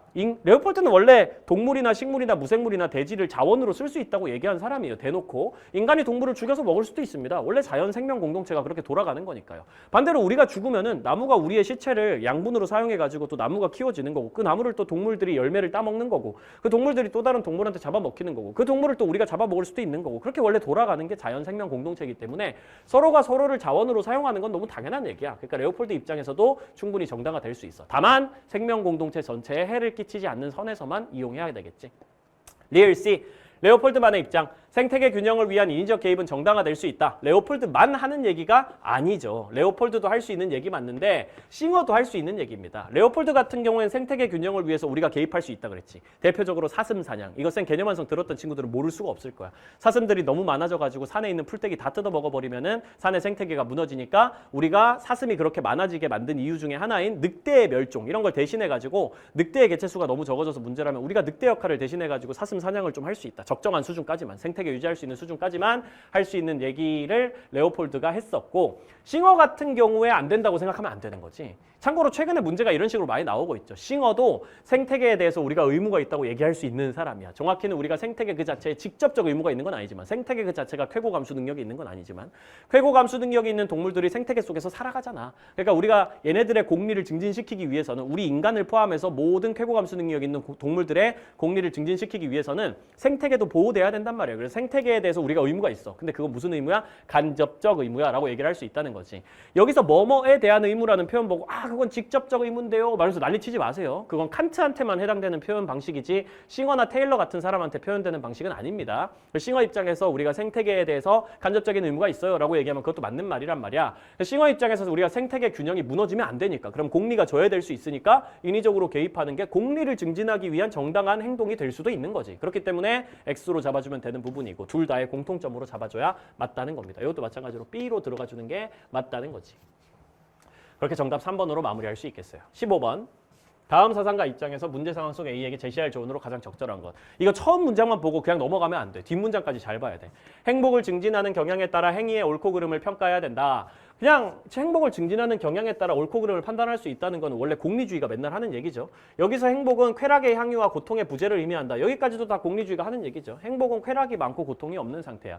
그런데 이게 중요하지. 양뿐만 아니라 질도 고려해야 돼. 이러면 밀이지. 질적 공리주의자 해당되는 벤담이 아니지. 양만 판단하자는 벤담이 아니라 밀이 나와가지고 질의 차이도 있을 수 있다. 행복에 있어서, 쾌락에 있어서. 어떤 쾌락은 다른 쾌락보다 더 바람직하고 가치 있는 것이기 때문이다. 정신적인 쾌락이 육체적이고 감각적 쾌락보다 더 위에 있어. 정신적 쾌락을 추구하는 게 행복이고 감각적 쾌락을 추구하는 건 그냥 만족이라고 표현하는데 만족보다 행복의 단계로 가는 게 완전한 단계야 라는 식으로 얘기하는 거 밀의 입장인 거죠. 학급이 받은 상금을 어디 사용해야 될까? 간식을 사서 먹기를 원한다. 봉사단체에 기부하기를 원한다. 봉사단체에 기부하는 건 정신적 쾌락일 거고요. 간식을 사서 먹는 건 육체적 쾌락일 겁니다. 이거보다는 이게 훨씬 더 중요하다고 얘기하는 게 아무래도 미래 입장이라고 생각해야 되겠죠. 1번 개인의 쾌락을 포기해야만 정체 공리가 극대화된다. 공리주의 입장에서 전혀 하는 말 아니지. 왜냐하면 개인의 쾌락을 결국 더해가지고 만들어지는 게 공리이기 때문에 개인의 쾌락을 포기해야만 공리가 극대화되는 건 아니지. 내 쾌락도 증진시키면서 다른 사람들 쾌락까지 같이 증진시키면 공리가 극대화되는 거고, 내 쾌락을 최대로 끌어올리면서 다른 사람은 약간의 피해로 그치게 된다면 공리 최대한 시킬 수 있는 거니까 내 쾌락을 꼭 포기해야 되는 건 아니죠. 내 쾌락도 남의 쾌락도 다 같이 올리는 게 제일 좋긴 하겠지. 1번 인간의 고유한 능력으로 얻을 수 있는 고상한 쾌락을 추구하세요. 여기서 인간의 고유한 능력이 뭘 것 같아? 우리가 일반적으로 인간의 고유한 능력이다. 다른 애들은 못 가진 능력이다. 그럼 그게 뭡니까? reason이거든. 이성이거든. 이성. 이성으로 얻을 수 있는 고상한 쾌락. 그게 뭐야? 질적으로 높은 쾌락인 거야. 질적 쾌락인 거지. 정신적인 쾌락인 거고. 그러니까 밀도 이성이라는 걸 되게 강조하거든요. 우리가 이성의 능력을 통해 가지고 이 쾌락 중에 뭐가 더 질적으로 높은 쾌락인지 판단할 수 있다고 보는 게 밀이고, 그걸 이성의 능력을 잘 발휘해 가지고 질적으로 높은 쾌락을 우리가 추구해야 된다라고 보는 게 미래 입장이 맞기 때문에 2번 바로 정답입니다. 3번 쾌락의 질적 차이는 오직 자신만이 판별할 수 있음을 명심하세요. 이거 보고 이거 못 보던 선지인데 되게 특이하다라고 생각한 친구들이 있었을 텐데 사실 못 보던 내용이 아니야. 왜냐하면 여러분들이 다 이런 제시문 내용 본 적 있을 거거든. 밀 같은 경우는 이렇게 얘기합니다. 정상적인 인간이라면 있잖아. 둘 다를 경험해보고 나서 한쪽을 무조건 선택하게 될 거야. 정상적인 인간들, 수준이 좀 있는 인간들이라면 있잖아. 육체적 쾌락과 정신적 쾌락을 둘 다 경험해보고 나면은 누구나 정신적 쾌락을 선택할 거야. 정상적인 대부분의 사람들이 양쪽을 다 경험해봤을 때 최종적으로 나중에 둘 다 지나고 나서, 둘 다 경험하고 나서 당신은 추가로 또 얻고 싶은 쾌락이 뭡니까? 어떤 쾌락을 다시 선택하겠어요? 라고 하면은 고르는 한쪽의 쾌락이 있는데 그게 바로 수준 높은 쾌락이고 그게 보통 정신적인 쾌락이야 라고 얘기하는 게 미래 입장이었거든. 이 제시문 본 적 없으면 좀 문제가 있어. 되게 유명한 제시문이거든. 정상적인 사람이란 양쪽의 쾌락을 다 경험해 본 사람들이 최종적으로 다시 선택하게 되는 쾌락이 정신적인 쾌락일 것이다. 질적으로 높은 쾌락일 것이다 라고 미리 얘기를 하는데 그걸 생각하면은 자기만 판별할 수 있는 게 아닌 거지. 사람들이 전반적으로 다 같이 판별을 할 수 있는 거야. 정상적으로 수준 높은 사람들이 판단하는 그 쾌락이 질적 쾌락이라는 논리인 거고, 철저하게 나만 판별할 수 있는 그런 주관적인 영역으로만 이 쾌락의 질적 차이에 따라 가지고 얘기하는 건 미래 입장이 아니라고 생각을 해줘야 되는 거지. 나만 할 수 있는 게 아니야. 정상적인 사람들이 다 같이 할 수 있는 거지. 4번 쾌락의 질적 차이는 양적 차이로 환원될 수밖에 없음을 명심하세요. 쾌락의 질적 차이는 어차피 양적 차이일 뿐입니다. 질적 차이라는 개념 자체가 사실 없어요. 그냥 양적 크기 차이에 따라 가지고 질적이니 어쩌니 이런 얘기하는 거니까 질적 얘기는 안 해도 됩니다. 그냥 양적으로만 얘기해도 됩니다. 라는 얘기는 벤담이 하는 얘기이기 때문에, 양적 공리주의자인 벤담의 얘기이기 때문에 탈락. 5번 쾌락과는 독립적으로 존재하는 도덕적 가치의 실현을 추구하세요. 쾌락과 독립적으로 존재하는 도덕적 가치는 없어. 공리주의자가 보기에. 도덕적 가치라고 하면 선을 얘기하는 걸 텐데 쾌락이 곧 선이라는 게 공리주의의 기본 입장이기 때문에 쾌락과 독립적으로 존재할 수 없어. 도덕적 가치라는 개념이. 바로 잡아주면은 5번도 탈락. 정답은 2번 되겠습니다. 미래 입장. 16번. 이거 보면 처음에는 독해 문제인 줄 알았는데 자세히 보시면 사상가가 딱 정해져 있습니다. 과거에는 광장이 공론장의 역할을 했다. 현대정보사회에서는 사회관계망이 공론장의 역할을 한다. 공론장이란 단어가 되게 중요하고요. 이 단어 보자마자 하버마스 떠올라야지. 담론이 이루어지는 장소. 공론장이란 시민들이 어떤 주제에 대해서 다양한 의견을 표현하고 자신의 선호를 변화시키기도 하고 남의 설득에 따라 가지고 내 의견이 바뀔 수도 있고 공적 담론이 형성되는 그런 토의 공간을 공론장이라고 한다. 이 공론장은 어디서든지 형성될 수 있다고 얘기했던 게 이 담론윤리를 얘기했던 하버마스 입장이고요. 이 공간이 긍정적으로 기능하기 위해서는 의사소통의 합리성이 전제돼야 돼. 사람들이 합리적으로 의사소통할 수 있는 능력이 있어야 되고 그걸 키워나가려는 사회적 노력이 필요해. 공론장에서 의사소통의 참여자들은 발언에 적절한 근거를 제시해야 돼. 기본적으로 근거 있는 주장을 해야 된다는 거지. 근거 없이 혹은 완전히 잘못된 근거 같은 걸 주장하지 않도록 노력을 해야 된다라는 얘기라고 생각하면 되고, 보통 그거 이제 진리성이라는 단어로 하버마스의 올바른 담론의 조건이라고 제시되는 거죠. 기본적으로 참에 근거해가지고 우리가 여러 가지 주장을 해야 된다는 거, 가짜 정보를 막 가지고 오고 막 그래서는 안 된다는 거, 그리고 뭐 진실성이라 그래서 남을 속이려고 하면 안 된다는 거, 그리고 서로 이해할 수 있는 그런 얘기를 해야 된다는 거, 여러 가지 규범에 따라야 된다는 정당성, 이런 것들까지 다 기억해 주셔야 됩니다. 그 발언에 대한 비판 같은 것도 우리가 들어줘야죠. 당연히 내가 어떤 얘기를 했으면 그거에 비판하려고 하는 사람이 있다면 들어줘야지. 그거 무시하고 그러면 안 되지. 자신의 주장이 반박되는 과정에서 배우는 능력이 없으면 안 돼. 그러면 의사소통의 합리성이 있다고 얘기할 수가 없어. 왜냐면 우리의 모든 주장은 하버마스에 따르면 오류 가능성이라는 게 항상 존재하거든. 아무리 참의 근거를 가지고 온다 그래. 논리적으로 크게 틀린 말 없고 실제 현실에 있는 데이터를 기반으로 주장을 하고 있다고 해도 모든 주장엔 원래 오류 가능성이라는 게 있다는 게 하버마스 입장이에요. 그걸 우리 모두가 인정해야 되고 나도 틀릴 수 있다는 걸 상대방의 비판을 듣고 내 의견을 바꿀 수도 있어야 된다. 양보도 할 수 있어야 된다는 게 하버마스 입장입니다. 결국 그걸 통해서 우리가 만장일치로 이건 옳다. 그래도 이거는 근거가 제일 적합하다라고 얘기한 것들이 그래도 우리 기준에서 정당한 규범이라고 인정될 수 있다는 거죠. 물론 그 규범도 시간이 지나면 바뀔 수도 있겠지만 1번 근거의 적절성이 확인된 주장만이 비판의 대상에서 제외된다. 근거의 적절성이 확인되었다고 해도 비판의 대상에서 절대 제외될 수 없어요. 아 근거가 적절하네. 실제 현실에 기반을 뒀네. 논리적으로 크게 모순은 없네. 라고 하더라도 이 근거도 사실 틀렸을 수도 있는 거야. 깊이 들어가면 오류 가능성이 항상 있는 게 모든 사람의 주장이기 때문에 항상 비판 대상으로 올라와 있긴 해야 돼. 2번 의사소통 합리성은 참여자 자신의 오류 가능성을 전제한다. 그 방금 얘기했죠. 내 주장도 반박될 수 있어. 내 주장도 오류 가능성이 있을 수 있어. 라는 걸 전제해야지만 우리가 합리적으로 의사소통을 할 수 있다라고 해석해 주시면 되겠습니다. 맞는 말이고요. 3번 정치적 갈등을 조장하는 주제는 공적 담론에 포함될 수 없다. 하버마스에 따르면 그 어떤 주제도 토론장에 다 올라올 수 있어야 돼. 심지어 정치적 갈등을 만들어내는 주제라고 해도 예를 들면 우리나라 같은 데서 복지제도 어느 정도까지 할까요? 보편적으로 할까요? 선별적으로 할까요? 아니면 우리나라의 미래를 이끌어 나가기 위해서는 좀 예민할 수 있지만 국민의힘이 좋을까요? 더불어민주당이 좋을까요? 어디가 좋을까요? 이런 얘기들 아주 정치적 갈등을 조장할 수 있겠지만 당연히 토론장에 올라올 수도 있어야 됩니다. 금기시되는 거는 있어서는 안 되거든요. 모든 주제는 다 포함될 수 있어야 된다는 게 하버마스 입장이기 때문에 탈락. 4번 공적 담론의 참여자는 주관적 신념을 배제하고 발언해야 된다. 아니 하버마스는 공적 담론에 참여할 때 주관적 신념이나 내 이해관계나 내 감정이나 내 욕구나 이런 것들을 자유롭게 표현할 수 있어야지 제대로 된 토론이 된다고 봤어. 주관적 신념을 배제할 필요는 없어. 다만 최종적으로는 상호 주관적인 우리 모두가 공감하는 그런 합의에 도달하긴 해야 되겠지. 최종 목적은 그거야. 나의 주관적 이해관계만을 극복하는 거가 최종적인 목표가 되지만 공적 담론에 참여하는 과정에서 내 주관적인 이해관계를 다 버리고 올 필요는 없어요. 담론에 참여할 때는 와서 다 얘기해도 되는 거야. 최종적으로는 나만의 이해관계라는 걸 극복하고 모두의 이해관계로 만들어 나가는 방향으로 가야 되겠지만 5번 공적 담론의 참여자는 토의 과정에서 주장을 번복해서는 안 된다. 번복해도 돼요. 중간에 하다가 아니 남이 나를 비판했는데 내가 들어보니까 이 말이 맞는 거야. 내 근거에 뭔가 오류가 되게 많은 거야. 그러면은 내 주장을 번복하고 오케이 맞아요. 내 원래 주장은 틀렸으니까 이 주장으로 수정하겠습니다. 라고 충분히 얘기할 수 있는 거지. 정답은 2번이겠어. 17번. 인간이 사회로 들어가는 길은 자연 상태의 자유를 내려놓고 소유 보존을 위해서 사회 결성에 동의하는 계약뿐이다. 이 문장만 보고도 누군지 아셔야 됩니다. 일단 사회 계약론자고요. 자연 상태에 우리가 가지고 있던 자유를 내려놓고 자연권을 양도하고 소유 보존이라는 게 되게 중요한 거지. 그러니까 자연 상태에서도 원래 소유하고 있었던 게 있었다는 소리야. 소유가 원래 존재하고 있었다는 거고 그걸 잘 지키기 위해서 그걸 침해당하는 상황을 막기 위해서 국가를 만들었다고 얘기하는 건데 그 자연 상태에서 제대로 된 소유가 있었다. 소유권, 재산권 이런 개념이 있었다고 주장하는 사회 계약론자는 딱 로크밖에 없거든요. 홉스, 로크, 루소 중에. 로크로 바로 잡아주셔야 되겠습니다. 재산권을 보장하기 위해 가지고 사회를 만든 거야. 물론 다른 사상가들도 사회가 만들어진 이후에는 정당한 재산권이란 개념이 존재할 수 있고 그걸 국가가 보호해줘야 된다라고 얘기하지만 홉스나 루소도 로크 같은 경우가 유일하게 자연 상태에도 정당한 재산권이라는 게 존재한다라고 얘기하는 사람이기 때문에 이게 맞는 내용으로 로크로 파악될 수 있겠습니다.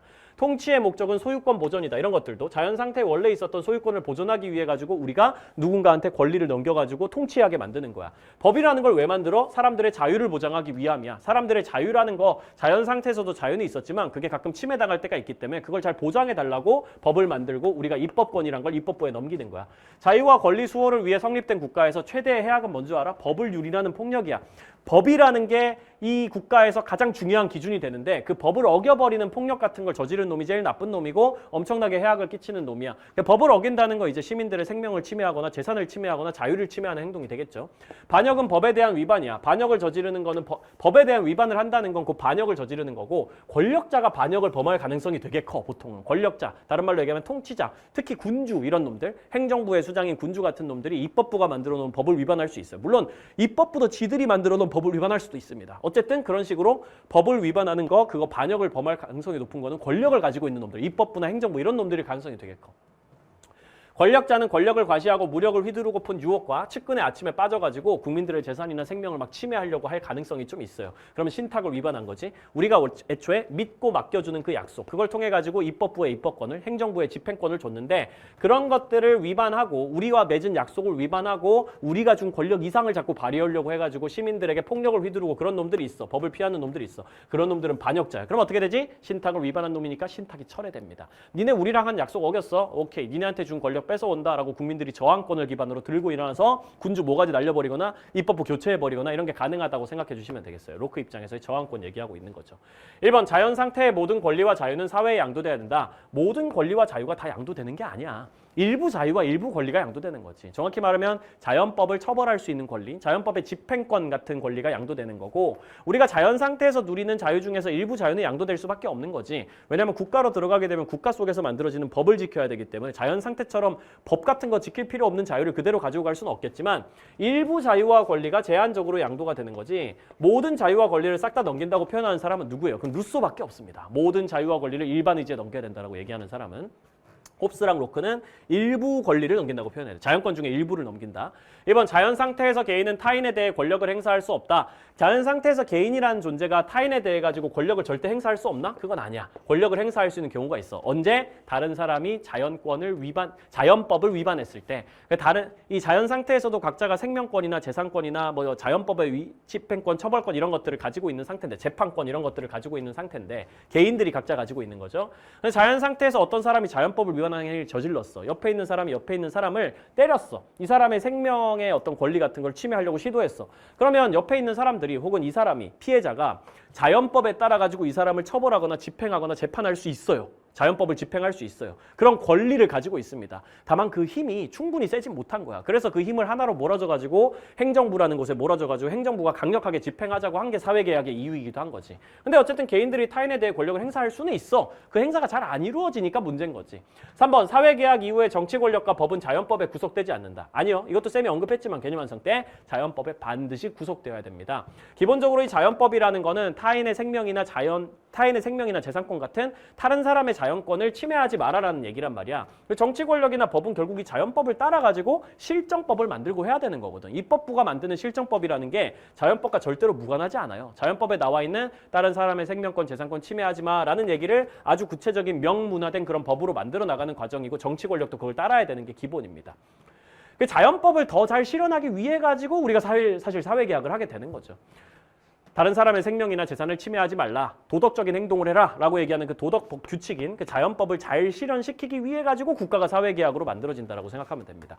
4번 인민만이 권력자의 신탁 위반을 심판하고 그를 파면하는 주체이다. 그럼 인민이 하지 누가 하나? 권력자가 스스로 하나? 권력자가 스스로 하진 않겠죠. 권력자가 신탁을 위반한 주체인데 권력자가 스스로 자기 자신을 막 해임하거나 그럴 수는 없겠죠. 파면하거나 그러지 못하겠지. 인민이 할 수 있는 거야. 결국은 국민들이 판단하고 국민들이 저항권을 발동시키는 주체가 돼야 되는 거야. 왜냐하면 국가의 궁극적인 주권자는 인민이거든. 최고 권력은 입법부지만 기본적으로 그 위에 있는 사실 평소에는 잘 드러나지 않지만 일반적인 상황에서는 최고 권력이 입법부지만 이 신탁이 위반되는 상황에서는 인민들이 결국은 그 입법부라든지 행정부를 교체하거나 처벌할 수 있는, 폐지할 수 있는 그런 권한을 가지기 때문에 인민이 결국 주권자고 인민만이 권력자가 신탁 위반하는 걸 제대로 심판하고 처벌할 수 있는 그런 주체가 된다는 게 로크의 입장입니다. 5번 입법부를 설립하면 권력자가 반역을 저지를 가능성이 차단된다. 안 차단되니까 여기 이렇게 나와 있는 거지. 입법부가 성립되고 다 국가가 만들어져도 권력자가 반역을 범할 가능성이 있다라고 하잖아. 그러니까 반역을 저지를 가능성이 존재한다라고 잡아주는 게 맞는 거지. 신탁 위반은 일어날 수 있어. 국가가 만들어져도. 그거의 저항권으로 우리가 대응해야 되는 거지. 정답 나왔고요. 18번. 권력을 향한 주권 국가들의 열망에 의해 작동되는 세계. 이게 되게 중요하죠. 첫 번째 문장에서 바로 알 수 있습니다. 아, 이거 현실주의구나. 이 전 세계의 국제 질서는 기본적으로 주권 국가들이 권력을 추구하는 과정으로 메커니즘이 돌아간다라는 거. 현실주의적인 입장이지. 국익을 추구하는 주권 국가들의 집단 이기주의에 따라서 세상이 돌아가고 있는 거야.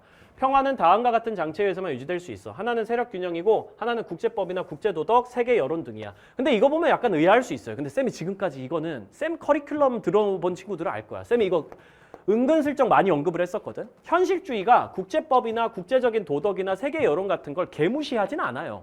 물론 세력 균형이라는 게 제일 메인 수단이고 이게 가장 효율적인 수단인 건 맞아. 굳이 우선순위를 따지자면 당연히 세력 균형이 최후의 수단이고 효율적인 수단이야. 하지만 국제법이나 국제도덕이나 세계 여론이 평화를 유지하는 수단이 절대 될 수 없는 건 아니야. 왜? 이건 되게 중요한 제시문이에요. 그러니까 이거 가지고 앞으로 문제 되게 많이 낼 수 있기 때문에 기억하셔야 됩니다. 현실주의, 특히 모겐소 같은 사상가들이 국제법이나 국제도덕이나 세계 여론을 다 무시하는 건 절대 아니라는 거. 물론 세력 균형이 가장 효율적인 방법이죠. 왜냐면 이렇게 얘기하기 때문이에요. 국가들이 국익을 추구하는 과정이 기본적으로 세계가 돌아가는 메커니즘이잖아. 근데 국가들이 국제법을 어기고 국제도덕을 어기고 세계 여론을 개무시해버리면은 요즘에 약간 푸틴 아저씨라든지 아니면 트럼프 아저씨 같이 약간 그런 위반 행위를 자꾸 하게 되면은 그게 결국 그 나라 국익에 안 좋아. 그래서 그것 때문에 국가들이 국제법이나 국제도덕이나 세계 여론에 살짝 몸을 사리게 돼요. 이런 것들을 완전 무시하거나 할 수는 없는 게 국가들입니다. 이런 것들을 다 어겨버리면 다른 국가들의 제재라든지 이런 거에 따라 가지고 본인도 피해를 보기 때문에 이런 것들이 어느 정도는 평화를 추구하는 수단이 될 수 있다고 보는 게 모겐소 같은 현실주의자 입장이기도 해요. 다만 이런 것들이 안 통하는 경우도 되게 많아. 얘네들이 강제력을 가지고 있는 건 아니기 때문에. 그렇기 때문에 얘네들이 안 통하는 상황에서 사실은 진짜 근본적인 수단은 세력 균형인 거야. 힘을 비슷하게 맞춰주는 게 제일 효과적인 수단이라고 얘기하는 입장이라고 생각하면 돼. 근데 이것도 수단이 될 수 있다. 이거 가지고 앞으로 문제 나올 겁니다. 기억하셔야 돼요. 주권 국가들 간의 평화 상태는 자연 상태가 아니다. 평화 상태는 만들어지지 않으면 안 된다. 이거 칸트지, 그치? 주권 국가들 간의 평화 상태는 자연 상태가 아니야. 그럼 무슨 상태일까? 계약 상태라고 얘기하는 거야. 왜냐면 칸트가 이것도 샘 커리 들어본 친구들 알 거야. 쌤이 진짜 많이 얘기했어. 주권 국가들 간의 진짜 평화 상태가 이루어지려면 뭐가 있어야 돼? 국제법이 제대로 만들어져야 돼. 그리고 그 국제법은 뭐에 기초해서 만들어져야 돼? 평화연맹에 기초해서 만들어져야 돼. 그런데 그 평화연맹이라는 거는 어떻게 만들어지는 거지? 국가들 사이의 계약에 의해 가지고 만들어지는 거야. 국가들 사이에. 국가도 사회 계약을 통해서 시민들의 계약을 통해서 정확히는 뭐 칸트는 뭐 예지체 인격의 계약이니 뭐니 어쩌니 이런 얘기를 하지만 그래서 일반적인 사회 계약론자들이랑 비슷하진 않지만 칸트에 따르면 어쨌든 국가도 사회 계약으로 만들어지는 거고 평화연맹도 국가들 간의 계약에 의해 가지고 만들어지는 거거든. 그러니까 국가들이 그 평화연맹이라는 걸 계약을 해가지고 만들고 그 안에서 국제법을 잘 만들어가지고 국제법이 이 국가들이 자발적으로 따르는 여러 가지 규범들이 되고 국제법에 따라서 국가들이 지배를 받게 되면 제약을 받게 되면 자발적으로 하는 거지만 물론 그게 바로 평화 상태고 그게 바로 법적인 상태로 국제 질서가 진입하는 거야. 그래서 확정조항 2항에 국제법은 평화연맹에 기초해야 된다고 적혀 있는 거야. 평화연맹에 기초하지 않은 국제법은 국가들이 잘 안 따라주기 때문에 평화연맹을 먼저 계약을 통해서 만들고 그 안에서 또 계약을 통해서 국제법을 보편화 정식이라든지 이런 식으로 국가도 인격체니까 인간들에게 적용되는 도덕 법칙처럼 국제법을 만들어 나가야 되는 거죠. 어쨌든 그래서 주권 국가들 간의 평화 상태라는 건 결국은 자연 상태가 아니라 계약이 된 이후의 상태다. 평화연맹이 만들어진 이후의 상태다라고 얘기하는 겁니다. 자연 상태는 당연히 국가들 간의 계약이 이루어지기 전의 상태, 평화연맹이 만들어지기 전의 상태, 곧 전쟁 상태인 거고요. 평화 상태는 그래서 계약을 통해서 만들어져야 된다고 얘기하는 거야. 이 얘기를 대놓고 제시문의 형태로 표현해 준 거는 이번이 거의 첫 번째이기 때문에 이걸 꼭 기억하고 계셔야 됩니다. 영구 평화를 위해 모든 국가는 시민적 체제라는 거는 한 국가의 체제를 얘기하는 거거든. 공화정 체제와 비슷한 그런 체제로 마치 국가가 계약을 통해서 시민적 체제를 만들듯이 유사한 체제처럼 계약을 통해 가지고 평화연맹이 만들어진 그런 상태로 함께 들어갈 게 평화를 위해서 요구된다라고 얘기하는 게 칸트의 영구 평화론에 나와 있는 내용인 거지. 이걸 잘 알고 넘어가야 되는 거야. 엄청 중요한 제시문입니다. 진짜 중요해. 이거 둘 다 엄청 중요해. 그러니까 확실하게 이 제시문은 반복해가지고 보면서 이건 충분히 앞으로 수능에서 선지로 출제될 내용들이 엄청 많이 들어가 있는 거니까 잘 기억해두고 갑시다. 쌤은 이거 완전 수능에 내겠다는 선언처럼 받아들여지거든요. 방금 전에 쌤이 해설한 내용들 잘 알아두세요. 1번 현실주의. 평화적인 방법으로는 국가들 간의 전쟁을 억제할 수 없다. 그거 아니야. 평화적인 방법으로도 할 수 있지. 국제법, 국제도덕, 세계 여론 같은 걸 통해 가지고도 할 수 있어. 그리고 세력 균형이 꼭 폭력적인 방법만 있는 거 아니야. 세력 균형 중에서도 동맹 같은 외교적 수단도 동맹을 통해서 세력 균형 맺으면 그것도 평화적인 방법이라고 할 수 있거든. 그러니까 국가들 간의 전쟁은 여러 가지 평화적인 방법으로도 할 수 있는 거야. 전쟁 억지는. 세력 균형은 국가 이익이 아닌 평화 유지를 위한 정책이다. 국가 이익이 아니라고 하기도 좀 그렇죠. 왜냐하면 세력 균형이라는 걸 통해 가지고 국익을 추구하게 되는 경우도 되게 많기 때문이야. 결국 생각해봐봐. 국가들이 세력 균형을 추구하게 되는 경우가 있어. 사실 국가들의 약간 깊은 내면의 욕망은 어떤 거겠어? 근데 사실 세력 균형을 원하는 게 아니야. 내가 더 우월해지고 싶어 하지. 다른 애들보다 내가 더 높아져 가지고 얘를 착취하고 억압하고 싶어 하는 게 집단 이기주의가 기본적으로 깔려있는 국가들의 생각이겠죠. 다만 세력 균형을 국가들이 추구하게 되는 경우도 분명히 현실에서 있어. 비슷하게 만들자. 내가 얘를 이기긴 좀 어렵고 내가 얘를 이기려고 시도하다가 얘한테 역공을 받거나 그런 국익이 침해될 수 있으니까 지금 상황에선 세력 균형이 국익 추구하는데 최선이라고 생각되는 경우가 세력 균형을 국가들이 추구하게 되는 과정인 거지. 지금 상황에서는 내가 얘를 막 이겨가지고 억압하고 착취하기는 좀 어렵고 평화 유지하는 게 최선이니까 국익을 위해 가지고 세력 균형을 한번 해보자라고 국가들이 추구하는 상황도 충분히 나타날 수 있는 거야. 그게 결국 국익을 추구하는 과정이라면. 그러니까 국익을 위해서 평화 유지를 하기 위해서 세력 균형을 추구하는 그런 상황도 충분히 가능하다고 생각하시면 되겠습니다. 이거는 현실주의의 어떤 근본 원리로 돌아가가지고 그런 상황이 발생할 수 있을까를 생각해 보면 되겠어요. 별로 어렵지 않습니다. 3번 칸트. 국제법에 따라 개별 국가의 주권은 평화연맹으로 귀속된다. 아니요. 평화연맹은 국가의 주권을 절대 뺏어가거나 가지고 가지 않습니다. 개별 국가의 주권은 항상 그 국가에 있는 거예요. 그래서 주권 국가들 간의 평화 상태라고 표현을 하는 거야. 평화연맹은 절대 주권적 권력체가 될 수 없다라는 말은 여러분도 많이 들어봤을 거야. 주권은 항상 국가가 마치 인격체처럼 칸트는 간주하기 때문에 인간에게서 인권을 뺏어갈 수 없듯이 국가에게서 주권 주권을 뺏어갈 수도 없는 거라고 생각하면 되겠어요.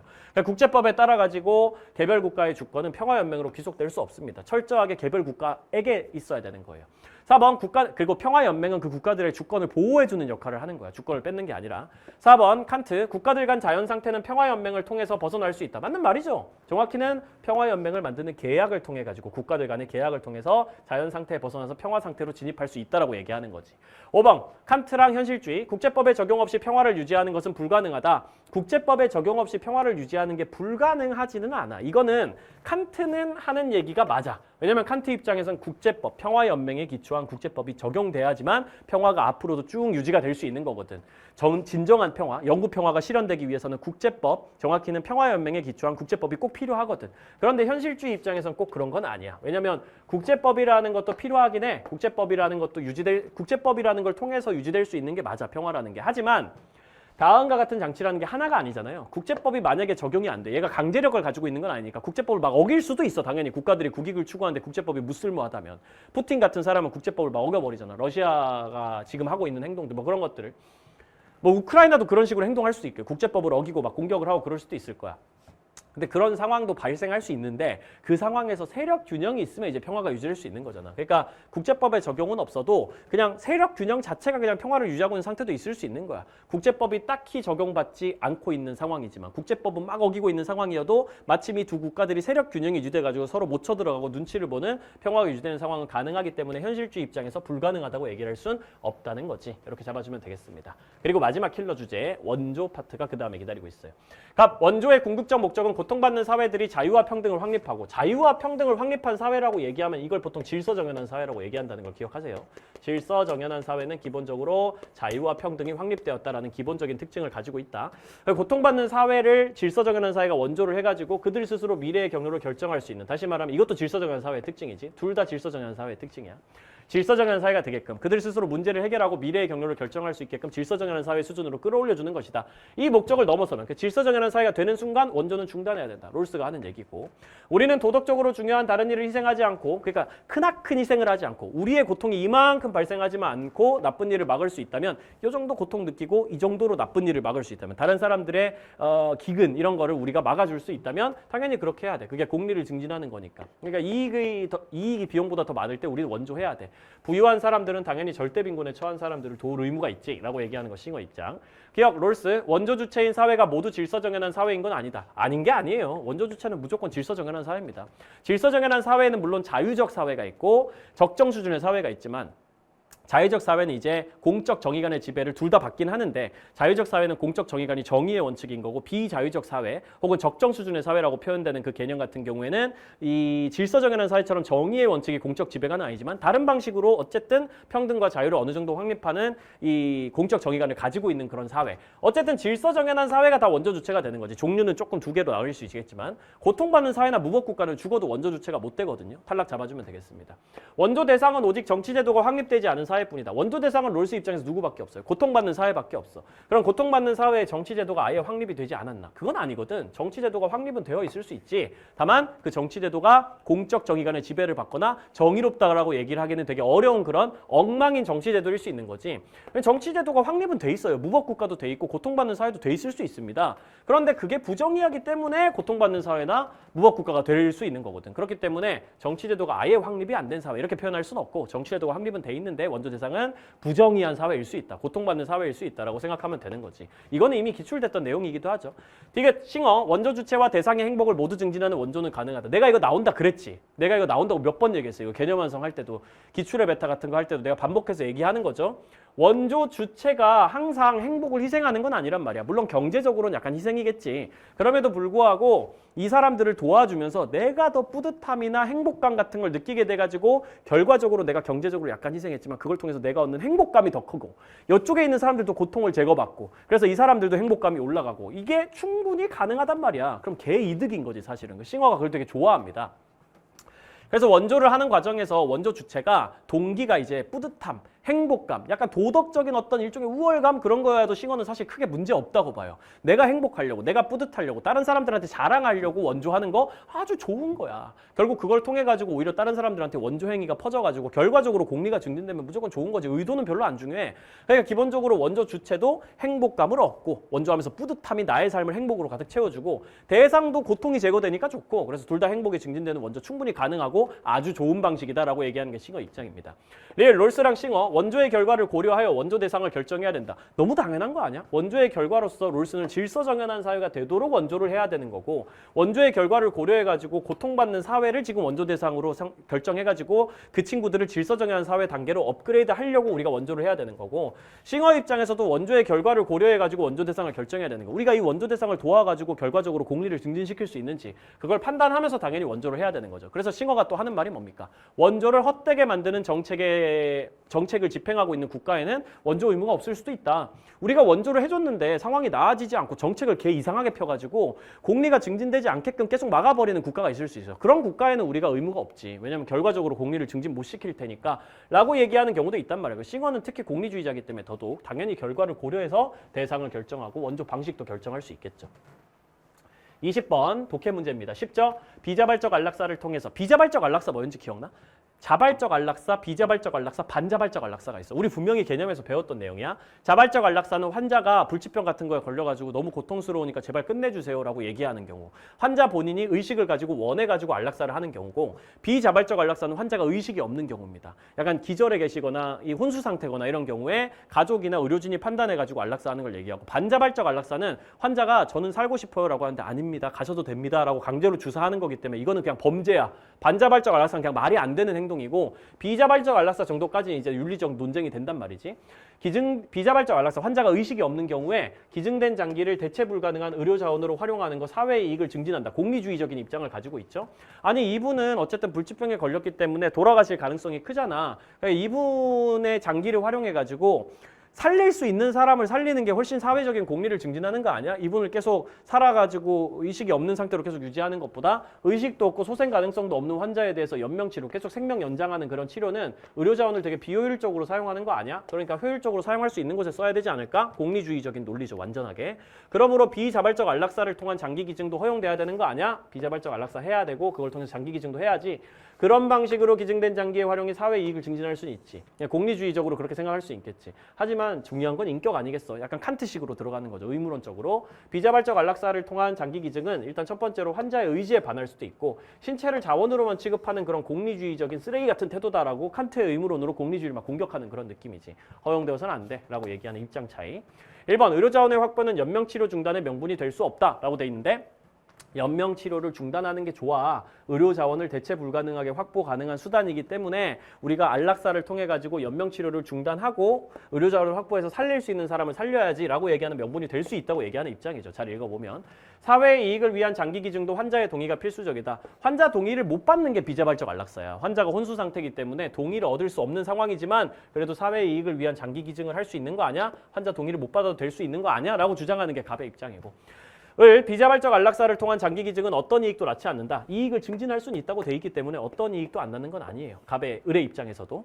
환자의 동의 없이 신체를 수단화하는 거, 자원으로 생각하는 거, 이거 문제 있다. 인격을 훼손하는 거다. 인격을 사람을 사람으로 대우하지 않는 것이다 라고 얘기하는 거 을의 논거가 맞고 장기 기증의 정당성은 기증자 가족의 의지에 의존한다 라고 돼 있는데 장기 기증의 정당성이라는 게 철저하게 기증자 가족의 의지에 의존한다? 여기 보면은 이게 사실 여기 5번에 나와 있는 갑의 얘기를 봐도 사실 기증자 가족의 의지에 의존한다라고 적혀 있는 건 없어, 그렇지? 가족이 할 수도 있겠지만 의료진이 할 수도 있는 거거든. 그렇기 때문에 장기 기증의 정당성이라는 게 기증자 가족의 의지에 의존한다라고 갑도 얘기하지 않고요. 을도 마찬가지야. 을도 그런 식으로 얘기한 적 없어. 을도 환자의 의지에 반할 수 있는 거고 뭐 가족이 그냥 의지를 가지면 정당화 된다라고 주장한 적이 없기 때문에 둘 다 입장에서 틀렸다라고 잡아주면 되는 거지. 정답은 4번으로 마무리해 주시면 되겠습니다. 이렇게 해가지고 우리가 이번에 2027 학년도 생활관리 20개 6월 평가원 전문항 다 풀어봤어요. 또 빡세게 했습니다. 이거 지금 보니까 벌써 한 1시간 40분 가까이 돼가고 있는데 이 영상을 여기까지 따라오시면서 끝까지 보셨다면은 여러분들 충분히 여러분들이 모르고 있던 것들 많이 알아가는 계기가 됐을 거라고 쌤이 확신해서 얘기할 수 있고 앞으로도 열심히 그냥 해 나가보자고. 6월 평가원의 점수에 너무 연연하지 말고 잘 나왔다고 오만하지 말고 못 나왔다고 의기소침하지 의기소침하지 말고 앞으로 이 내용을 분석하는 게 제일 중요한 거야. 수능에서 요 내용이 분명히 출제될 부분들이 있을 거기 때문에 요건 진짜 거의 외운다고 생각하고 3번이든 4번이든 반복해가지고 보시면서 이 문제들에 대한 완벽한 분석이 돼 있어야 된다는 말을 마지막으로 좀 남겨드리면서 오늘 해설 영상은 여기서 마무리하도록 하겠습니다. 6월 평가원 보느라고 다들 너무 고생 많으셨고요. 앞으로 이제 또 9월 평가원도 수능도 기다리고 있으니까 그때까지 조금만 힘내서 한 5개월 남았거든. 빡세게 한번 열심히 쌤이랑 같이 커리큘럼 잘 따라오면서 달려보자고 화이팅 한번 해봅시다. 지금까지 이투시 현수쌤이었습니다.